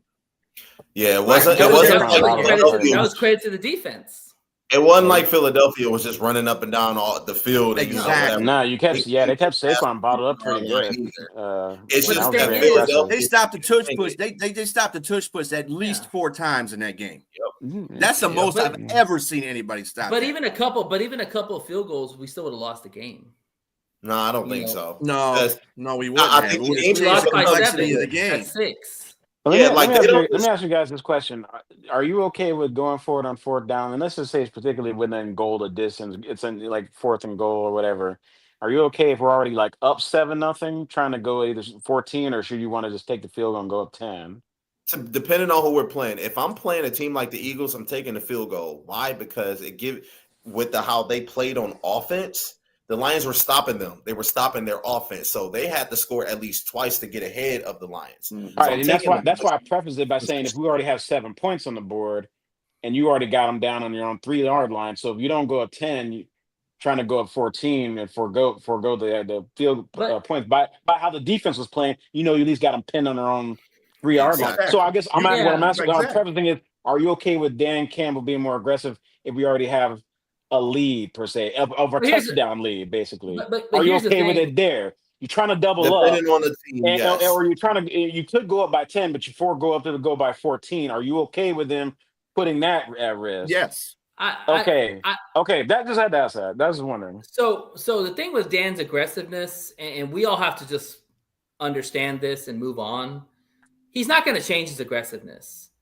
He even said in his presser today, he's like, "Yeah, no, I'm not going to do that." The thing is that is he going to be more cautious about the longer 4th downs, like where the 50-yard lines where you change possessions? I sure as hell hope so. Because the thing is, in today's NFL, if you don't get that 4th down, that team could just kick a field goal with 10 more yards with all these kickers that are kicking like 50-yard bombs. So your margin for the defense is not very much to give up yards. So maybe 10 yards at the most. If it's at the goal line, you bet your ass Dan's going to go for it. That's just what he does. And that's why I was asking. That's why I was asking if you guys can live with that. Analytics. Granted, if we already have, we have no choice. We have no choice. We praise him. That's his curse. Is that he's very aggressive. And that's a thing that he's going to. And I'm starting to see it. And I didn't want to believe it at first, but that's the thing that's going to kill you when you're in the playoffs. We've been seeing it. We saw it against the 49ers. That you're playing. You cannot. Yeah. Well, the 49ers, we were up by 14 points, so we could go for it on fourth down. We could have kicked the field goal. That game had nothing to do with his fourth down call. It had to do with the execution of the fourth down call. Yeah, Josh Reynolds dropped 2 of the passes. But he could have been more conservative and kicked the field goal and added to the total, but he went for the kill shot. See, I can't really kill him on that one because Josh Reynolds had the ball in his hands and literally just dropped it. But so if he catches one of those 4th down passes, we could be talking about, hey, we got to the Super Bowl, but I can't tell you what we did because obviously that'd be just revisionist. That'd be bad. One of those 4th down passes. It was a lot of things that went into it, like Jahmyr Gibbs fumbling and then Christian McCaffrey running in for a score. Like that was another thing that killed him. I mean, adding points does not hurt. It backs the team up and it makes the team have to adjust on the fly to do things. They get desperate to try to keep a league or to try to keep up with you. That's why you try to add as many points as possible. That's why a game like Philadelphia, kicking field goals, no matter where you were, was very crucial because let's say he did kick a 40-yard field goal and they missed it. What's the difference between missing that field goal and then you going for it on that 4th down when you're already 0-3? Right. Well, let me ask you Statistics and analytics say you probably won't get it since you're already 0-3. So just take the damn points. But no, you want to go for it again and then let Philadelphia get it on their 45. Yeah. Let me ask you this question. Let me ask you this question. Y'all be honest with your answers on this, okay? When you watch Lions games, when he doesn't go for it, do you think in your mind, man, he should have gone for it, especially if it's a miss? Or especially if it's if they punt it and the other team comes back and scores a touchdown, like damn, he should have gone for it. No, because if he doesn't go for it and he punts and plays field position, I can understand that too. When he does go for it, I understand that's the mentality he instilled when he first started, especially that first year, which was pretty nasty. He was trying to instill a mentality, but now that you got a little bit better pieces to play with, he doesn't necessarily need to do it as much. But I think he did to what B was saying. He maybe doing a little too much because he's trying to. I mean, he admits that's who they are, and I think that was when he was trying to initially instill his program here. And I think it's already set. Now you got the guys who understand, and it's okay. And matter of fact, Dan Campbell has changed every coach's approach a little bit in this league because every coach now is going for it on 4th and 3 or 4th and 3 and 4 at minimum. So. I understand why he's doing it, and I know as a fan, I've co-signed onto it because I know, one, that's kind of gotten us here, but 2, he doesn't need to do it as much, in my opinion. So if he doesn't do it, then I'm fine with that. He needs to be smart about it. That's what I'm saying. Yeah, but you got this uncontrollable urge to keep going for it and just being petty and doing it because I'm going to do it because I'm Dan Campbell and I said we're going to do it. That's bullshit. You need to think about what the game is. That's what I think he wasn't trusting his defense because he was probably worried that the Eagles probably. Well, if he wasn't trusting his defense, he's a damn fool. I think he said his defense played lights out. Like, yeah. Well, and that's another. But that also goes back to the point of when you're in the early phase of that game, especially going in that game. I didn't know that nobody was going to put up over. Everybody was going to be short of 20 points. Nobody's going to put over 20. I thought it was going to be like a 30. I thought it was going to be. I thought it was going to be 24-28 or something like that. That's what I thought. I was expecting going in that game, expecting to see a few more touchdowns on the board. But as the game was flowing, yes, you could. To your point, he didn't adjust to it. But I can understand why weather conditions had a lot to do with it. I got to do this because I can't rely on that bubble gum and duct tape secondary to hold up all night against AJ Brown and Devonta Smith. But the secondary did a damn good job. When you actually take the, it's funny to Jay's point when you actually take the points, which he should have done. I think it helps your defense play a little bit more relaxed and loose. Because I think if a defense like Cleveland's defense, like Myles Garrett, you're playing all tight, but you're making plays. If you're always worried about giving up the lead, you're going to play a little bit tighter, and you might overthink and make a wrong move or not adjust. So I think when you have a lead, or at least what if they have gone up 7-6, as JMO side, then that helps the defense play a little bit loose. But they played with their hair on fire and they contained the Eagles best they Yeah. could all night. So a few more punts decision as opposed to 4 downs and taking the points. Who knows what we're talking about right Let me ask now? y'all. So he should have trusted his defense as the game was flowing. But I understand Yeah. going into that game, he's thinking we got to score at all costs because I have no secondary. He trusted the Let me defense ask a y'all. little too much. Let me ask y'all a question because I need some clarification on something. So I feel like the turning point of the game was when the Lions scored the touchdown. They missed the extra point, so it was 6-6. Or six. It was 7-6 or 6-6? It was 6-7. Yeah, 6-6. Like the 6-6. Eagles had 2 field goals, the Lions Right, just scored okay. a touchdown, and we didn't get the So extra point. this was the turning point for me because the Eagles, like B said, the Eagles had offense had done nothing the whole game, literally nothing. And I think either we punted or maybe kicked off, but they scored. The defense allowed them to score a touchdown all the way down the field, and then we ended the half down 13-6. Mm-hmm. That was a short field, by the way. Yeah, Was that I think was that's that a a good fourth point. down? That was one of the bad fourth down calls. That was the fake punt. I thought we punted on that. I think that was the fake punt, if I'm not mistaken. That was a fake punt. that was what it was. It was the fake punt. Okay. That was the turning point of the game, and you want to know why? Because with every fourth down failure, I felt like the Eagles kept building momentum while the Lions were losing steam. Of course, they're getting half the field to execute when their and I offense ain't think doing that was- shit. I think that was the problem, is that the Lions were trying to get that spark, that ignition, that ignition of the offense to get them going, but they just never got it because they were horrible once again on third down.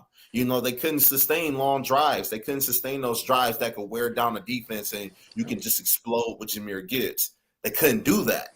The reason why they were horrible on third downs, because he was playing for fourth downs. When you have a coach that goes for it all the time on fourth downs like that, that's what you're doing. You're using all 4 downs. You got to still play basic football. This is a point that Dan Campbell should understand by now. All his time in the league and being a player in this league, you have to do that kind of stuff. I understand that you trust your team to a point, okay? But if you're going to go for it on fourth down, have better play calling than what they have. Running 4 straight times is not good play calling. Sorry. Nope. Unless you got the offensive line to do it. I think that was kind of right now. But that's the point I'm trying to make. You know you don't have the offensive line to do that. And here's the problem. Maybe he shouldn't be calling the plays. He should be calling the plays because John Morton. I'm sorry, but John Morton, his play calling sequencing, kind of night and day, and I'm fine with Dan Campbell calling the plays. The problem is, I just don't think, and you can call the best play sequencing you have. I just don't think with that interior offensive line you have enough to get everything executed that you need to get executed. Think about this. If you're a play caller, and be honest with yourself with this answer, if you're a play caller, you're in control of calling the plays, right? That's your job. You don't think that if you see a play on that sheet that looks damn good, you're like, you know what? I'm going to go for that because I know that I believe my players, we can do that. Situation. Right. Situation. But you're in the call sheet. You're living in the call sheet. Like every play caller will tell you, they want to get in the flow. They feel good about the call at the time. Of course, everything's hindsight's 2020. What I'm saying is, now that Dan is calling the plays, he's probably more influenced by his own calls to want to go for it more. To whereas if he's not the play caller, they're just asking, "Hey Dan, do you want to go for this?" And then he can think. I think it alluded really quick. Hold on, really quick, George. I think it kind of alluded to what B said before. He was playing for fourth down. That's what it was. Because he liked the call on fourth down that he thought was better instead of your normal 3. So he probably do something a little bit unorthodox because he knew he had 4 downs to go out there and try to get that first down. Honestly, I think Dan's always playing fourth down, man. I'll say this: Nick Sirianni kind of does the same thing with the whole tush push because they know if they're getting that ball inside of 2 yards, and if it's third, the only defense against the tush push is don't let them get the third and short, or don't let them get the fourth and short. If you can stop them on first and second down, and on third down, if it's like 3rd and 5 or 3rd and 4, and you don't let them get any yards, then they can't use the tush push. So if you want to, and I know it's really no defense because Nick Sirianni has been kind of busted up a little. It's been kind of a mess with their But yeah, they're both in a Tulo's sense the one kind of that playing calls for. the games. Yeah. Well, they're both kind of playing for fourth down. Us, we're just a little bit more creative in our we're aggressive in how we approach it. But they got a quarterback that can squat 600 pounds and a huge offensive line, and they can push and maul people out the way. So in a sense, we're all playing for fourth down to a degree. And yeah, granted, we don't have the personnel to do what they kind of do. What I'm saying is, though, when you're calling these fourth downs, you gotta understand the flow of the game. Okay. Right. Philadelphia the whole season's had problems offensively. Period. Mm-hmm. And you're watching tape and you know where their offensive deficiencies are. You can't just go by, because AJ Brown is getting mad because he's not getting the ball, because their offensive play call, but Petula, he sucks. Your fantasy. He sucks. Kellen Moore won him that Super Bowl last year because it wasn't Petula. Petula's not going to – this is why they ain't going to win the Super Bowl this year, because Petula probably got sucks. a bit of a Super Bowl hangover too, but yeah. And one of their biggest problems is they don't have that Saquon Barkley that goes out there and average 5.5, 6 yards. Because he had 2,000 yards last year. He's tired, man. He's not that same. Everybody's got tape on them. A lot of spark of their offense away. And their team, they don't trust. They don't trust her to throw the ball. Up until the middle of that game. The whole offense is different. Also up until the middle of that game, and here's where Nick Sirianni they made an adjustment, and Chris Collins pointed out, Jalen Hurts hadn't really been running that much this season. Yeah. Then they decided, this Lions defense is actually making it harder for us to score. We need to get. He escaped a couple of times. So they spread out the defense, and he called his own number, and then they would run and get 4 or 5 yards, and that's how really they were manufacturing a lot of those key first downs. Well, up until that point, they weren't doing it, and all of a sudden they saw that the Lions, they're about to actually making this game tight. We need to adjust, and they adjusted. They ran Jalen Hurts because they're stopping Saquon Barkley. They get a couple first downs, game's over. So if I'm going to be critical of the defense on one aspect, it's setting the edge. When Tanks Bigsby got in the game, he ran wild, and that led to that touchdown at the end of the half. I wonder why we can't set the edge. I wonder why. Yeah. No, he's stuck in. That's why. I mean, could believe we don't have enough good edge pressure to set the edge. I know, right? It's only one player on defense. I mean, it's everybody all together. Shep will tell you that first and foremost. And that defense got to get some more takeaways. Shep is a hell of a DC. Hey, Shep, let me go get you some more dogs, some more chess pieces to play with. Yeah, that's what Brad should be doing. Again, you don't think he tried? Hey, what more can I do? I don't think he tried, because he said that people are upset. I don't think so. No, I don't think so. That's pure ignorance. That's pure ignorance. Time out. He even said that when people were talking about an edge rusher, he said people are upset that we got an Aiden Hutchinson. It's almost like we got two. He got upset at that. I mean, people just want more help. We knew coming into the season, Mark, he tries? You really don't think that he tries to make calls to other Absolutely teams not. Players? Absolutely not, because that's Jalen bullshit. It's not bullshit. It's not. No, it is fucking bullshit. I can pull up stats and show you that he fucking called for Myles Garrett. He called for Max last year. He's called for other defensive you know what? ends. I'll give it to your point. Nate, to your point. He did trade for that's right. last year. You're wrong. No, time out, because I'll show you stats showing that he made calls. Fuck that. He did not go and call for Jalen Phillips. Okay, Jay, because you're in the fucking room and you know everything. Yeah. Did they leak out any reports? No. Yes, they did not. I'll send you the fucking reports. Where was the reports that they called for? Time out. Where was the reports that they called for Jalen Phillips when he gave up a third round? There were trade rumors that were linking Jalen Phillips to the Dolphins, or not Dolphins, but for the Lions and Eagles and whoever. But they were rumors. They didn't say that Brad actually picked his own. Well, they said they don't have to leak everything. And the prices were too high. That's exactly what Dave Burkett put out on his piece. Okay, but it's not. Wait, what did Dave Burkett put out? Come out, Dave Burkett and Dan Campbell himself had told the people that some of the prices were just too steep. It was not worth what they were looking for. But they made the calls. They made the calls. Because time out. When it came to Jalen Phillips, you gave up a third-round pick, and people are like, well, why the hell would you give up a third-round pick for an injury player that's not going to be here? We don't have a fucking third-round pick. Why? Because you know what? And you want to know why we don't have a third-round pick? Because our brilliant GM gave him up on the price of Tesla. That's why. That third round pick that they gave up for Jalen Phillips, that's going to be a compensatory pick if he walks away. You do know that, right? So that third-round pick, you're getting back essentially, and you're getting a player. Jay, was that third-round pick for next year or We for didn't have a a third-round couple of pick, years though. down the line? What year pick is that?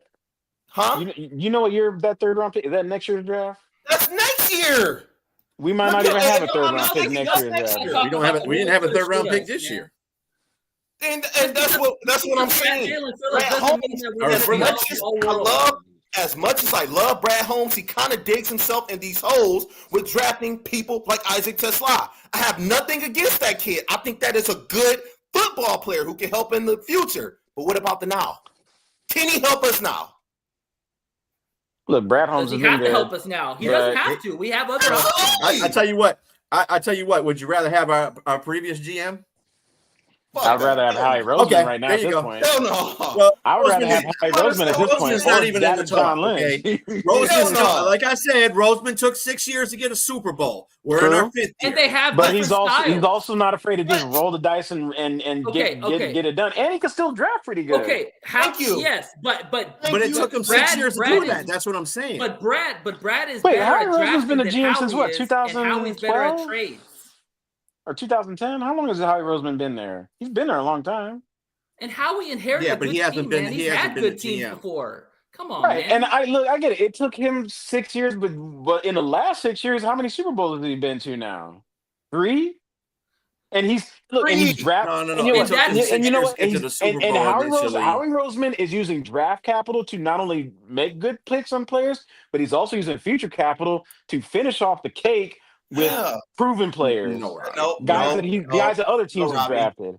And here's a funny thing. When they were traded for Jalen Phillips, they got the Dolphins to pay the rest of most of his salary for this year. That's some gangster and what to stuff right there. what to say that maybe he wanted to go to Miami because he had a relationship with Vic Fangio. The thing is that if you get traded, if he has a no trade clause in his contract, he has no trade clause. Ain't no matter. Oh, you want to go to Philadelphia? Have a nice time in Detroit. These teams make under the table handshakes. Come on, let's be real.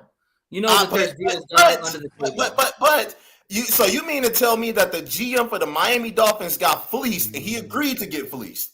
With the Miami Dolphins, I said that they helped each other out. No, he's also saying because I guess maybe Jalen Phillips went to the GM and said, "Hey, I like the Eagles because of Vic Fangio, that he did him a solid, just like Brad Holmes did Matthew Stafford a solid because Matthew Stafford asked to go to LA." Now, if that is the case, I agree with that. Okay, but at the same time, if I'm a GM running an organization and if the Lions offer me a better package of draft compensation, I don't care about what you like. I'm going to send you where I can get the better where I can deal. Able to help my team if that's helping me out. Now, Miami Dolphins maybe there's that family relationship of, hey, you went to Vic Fangio, you like him, we'll do you solid. I guess Miami I don't know. Dolphins. You know what? If Jalen Phillips, Miami Dolphins. If Jalen Phillips wins a fucking Super Bowl, you can talk.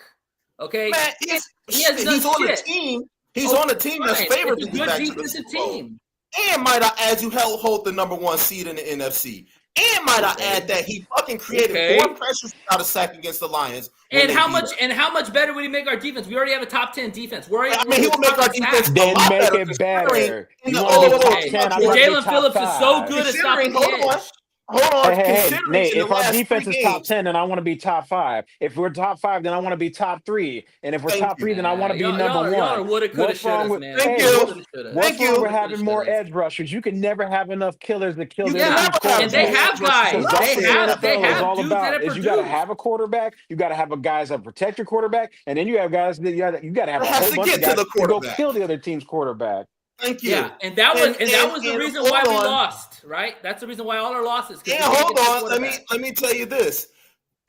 Dan Campbell coached the Miami Dolphins. You don't think he got pulled down there to say, "Hey, you know what? We'll give up X, Y, and Z if you give us Jalen Phillips." You don't think he could have done that? He has connection. Like I said, in the last 3 games, do you know where the Lions are in a takeaway differential? They're a -1 in takeaway differential. They do not create turnovers. You want to know why? We're not a Kirby job. We're not getting turnovers. Yeah. Well, of course. We're just not getting turnovers. Dan said that himself. We're not getting turnovers. They're a -1 in turnover differential. You don't Okay, think a fine. more defensive player would help? But you act like Jalen Phillips is all fucking all world. No, I mean, He's I'm not had saying two that sacks. he's all world. I'm saying on a Jalen team like Phillips just now, adds on to two other guys that are already dogs in the Okay, middle. and Philadelphia was horrible in their sacks. They were 24th in sacks. They needed Nate, an edge rusher. our We best just paid defensive ours, linemen 97. are Aiden Hutchinson and Liam McNeil. What's wrong with getting them more help? What's wrong with adding more? What's just wrong with more? DJ Because Reader's we don't fine. have the fucking money. We got to pay other people. No, you got then you've been fine the money. The cap's gonna go up. thank you.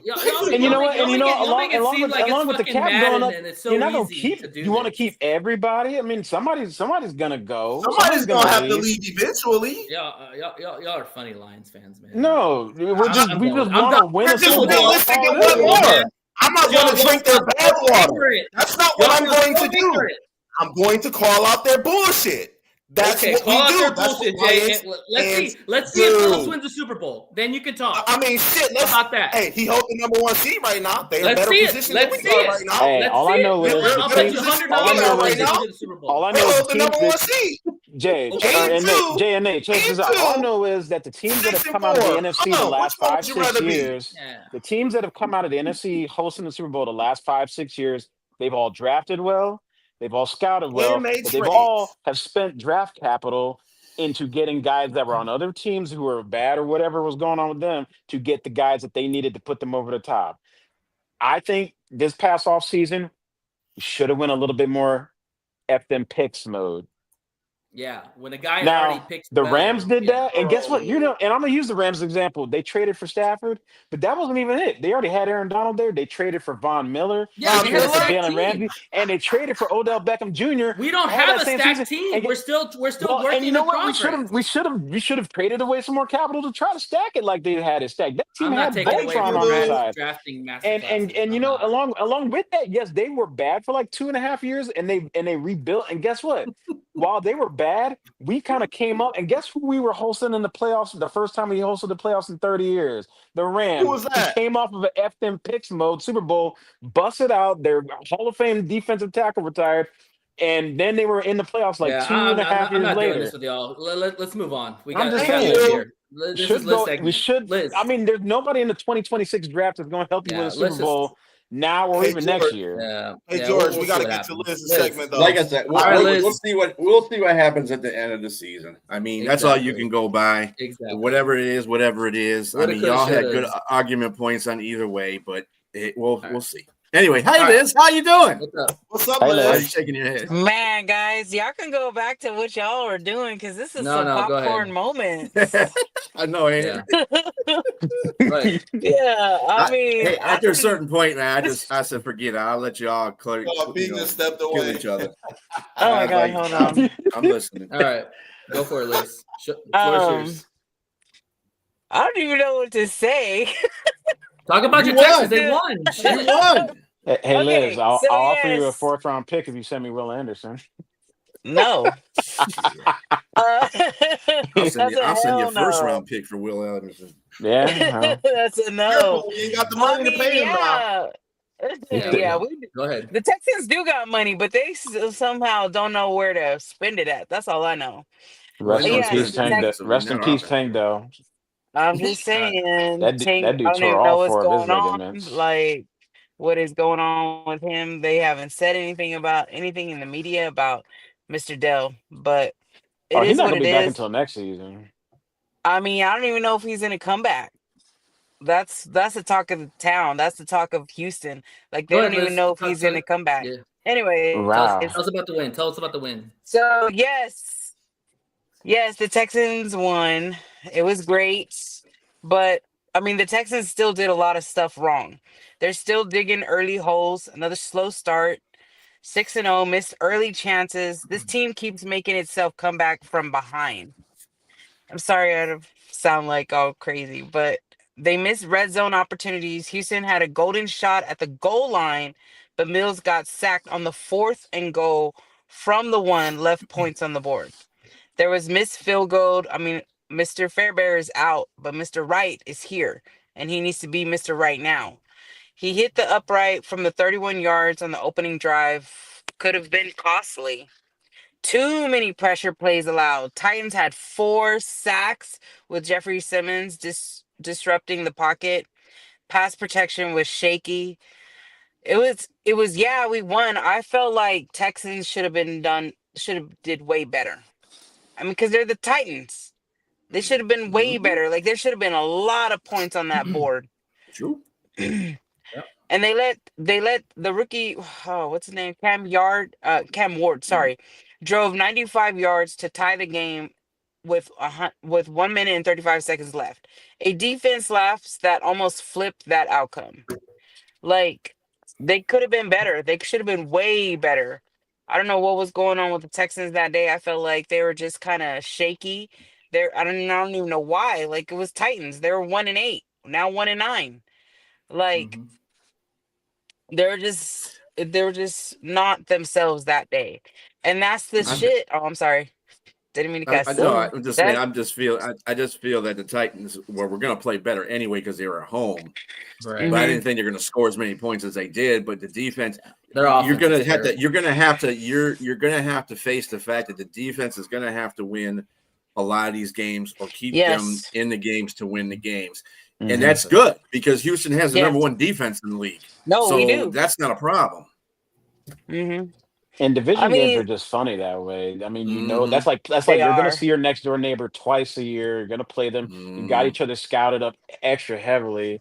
And you draft, and some of your drafting is influenced by how good your in-division rivals are. So, and you knew there was going to be a fight too because they lost 26-0. It is. I know in this time we don't really respect like the Bears, but the Bears tend to always play us pretty tight and give us problems, even though we've beaten them a little bit more consistently. But the in-division rivals, those games, I always expect them to be a little bit uncomfortable because you guys know each other so well. Exactly. And the thing is, the Texans did do some right stuff. Like they finished strong again. Davis Mills stepped up again. Defense dominated again. Matthew Wright delivered under pressure. Despite an early miss, he still nailed a 41-yard, a 43-yard, game-winning 35-yard. But the coaching and the game management, Mr. Ryans, he kept the team calm. He trusted his backup quarterback. He showed improvement in his situation. They did enough to win. That's all. We got Thursday night. We got Thursday night football. Okay, we're Thursday night. We're playing Mr. Allen. Like that shit is unreal. Like they really need to. Mr. DeMarco really needs to step up. And that coordinator Nick Colley. Oh my gosh! Like your offensive coordinator, defense coordinator, special teams. Like what's going on with y'all guys? Like come up with everybody hates their something. offensive coordinators nowadays. Everybody. Anybody notice that DeMeco Ryans looks like Marlo Stanfield from The Wire? That dude, he looks like he looks like he'll have you gigged out though. So honestly, I ain't gonna lie because I was like when I look at him, I was like, dang, he look like Marlo Stanfield.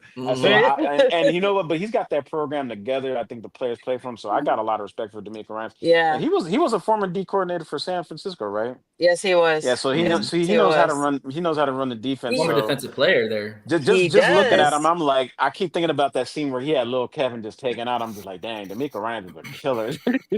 But I'm so over this O-line coach. Like he is just pissing me off, and I know I'm not the only one. But I know the Texans need to come through this Thursday. They need to attack Buffalo's secondary. They need to run right at them. Don't bounce outside. Buffalo struggles inside the zone. And so I feel like if Buffalo defense breaks late in drives, Houston can win it. Like they can do 8 to 12 play drives. They can get it. They can get it done.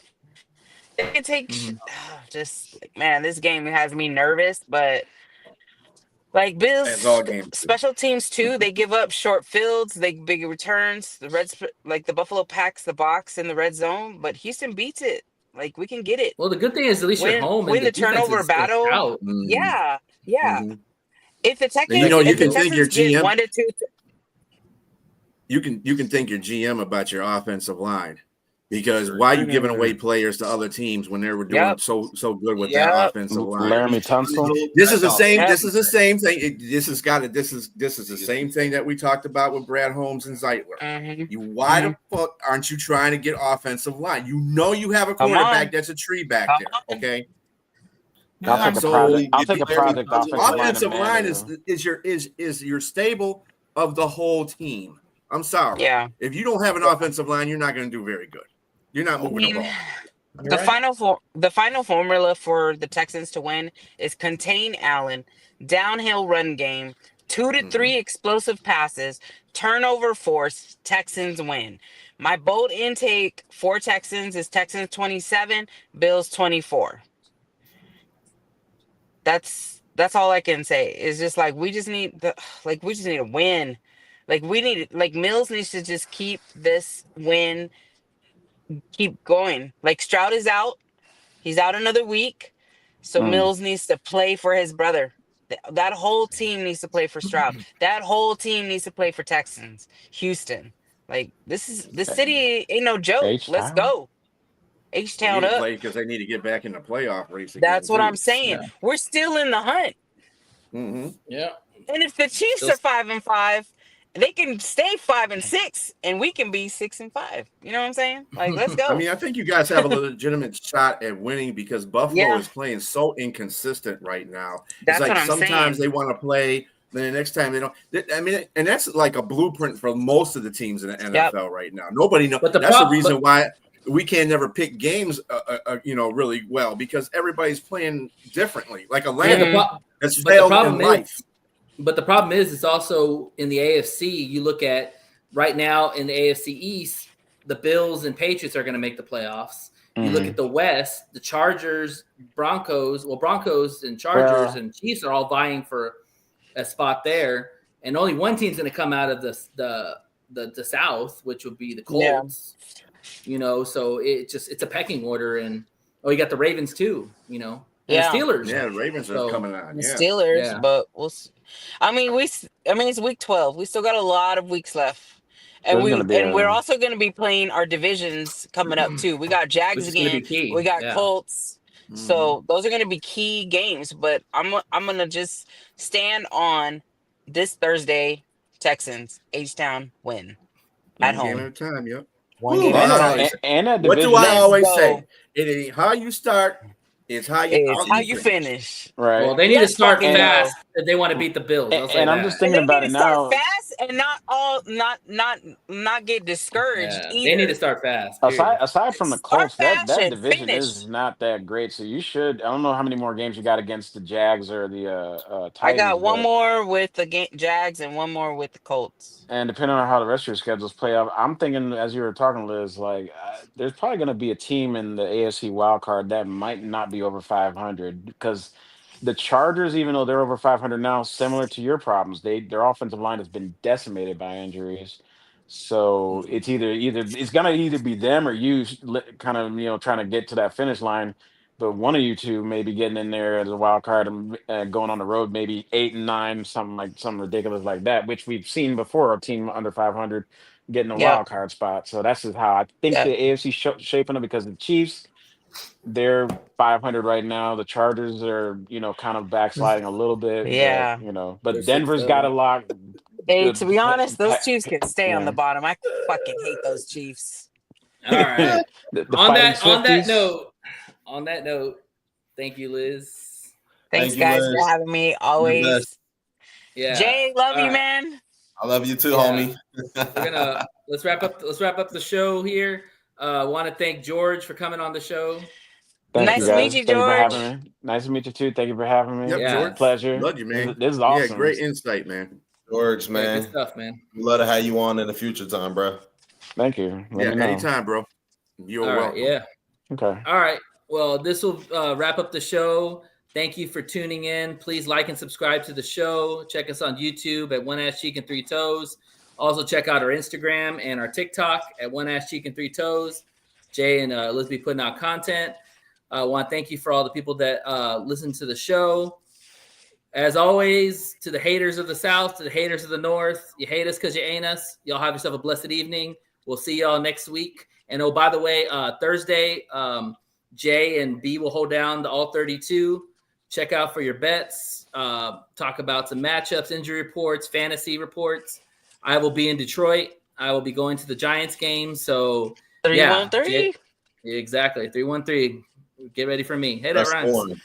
Anyways, y'all have yourself a blessed evening. Thank you for tuning into the show. Have a good night. Bye. Hasta luego. You cannot see what's in front of you. Yeah, promise that you get the running to if you knew what's about to come to you. It's about to get real dangerous. It's about to get real dangerous. It's about to get real dangerous. It's about to get real dangerous. It's about to get real dangerous. It's about to get real dangerous.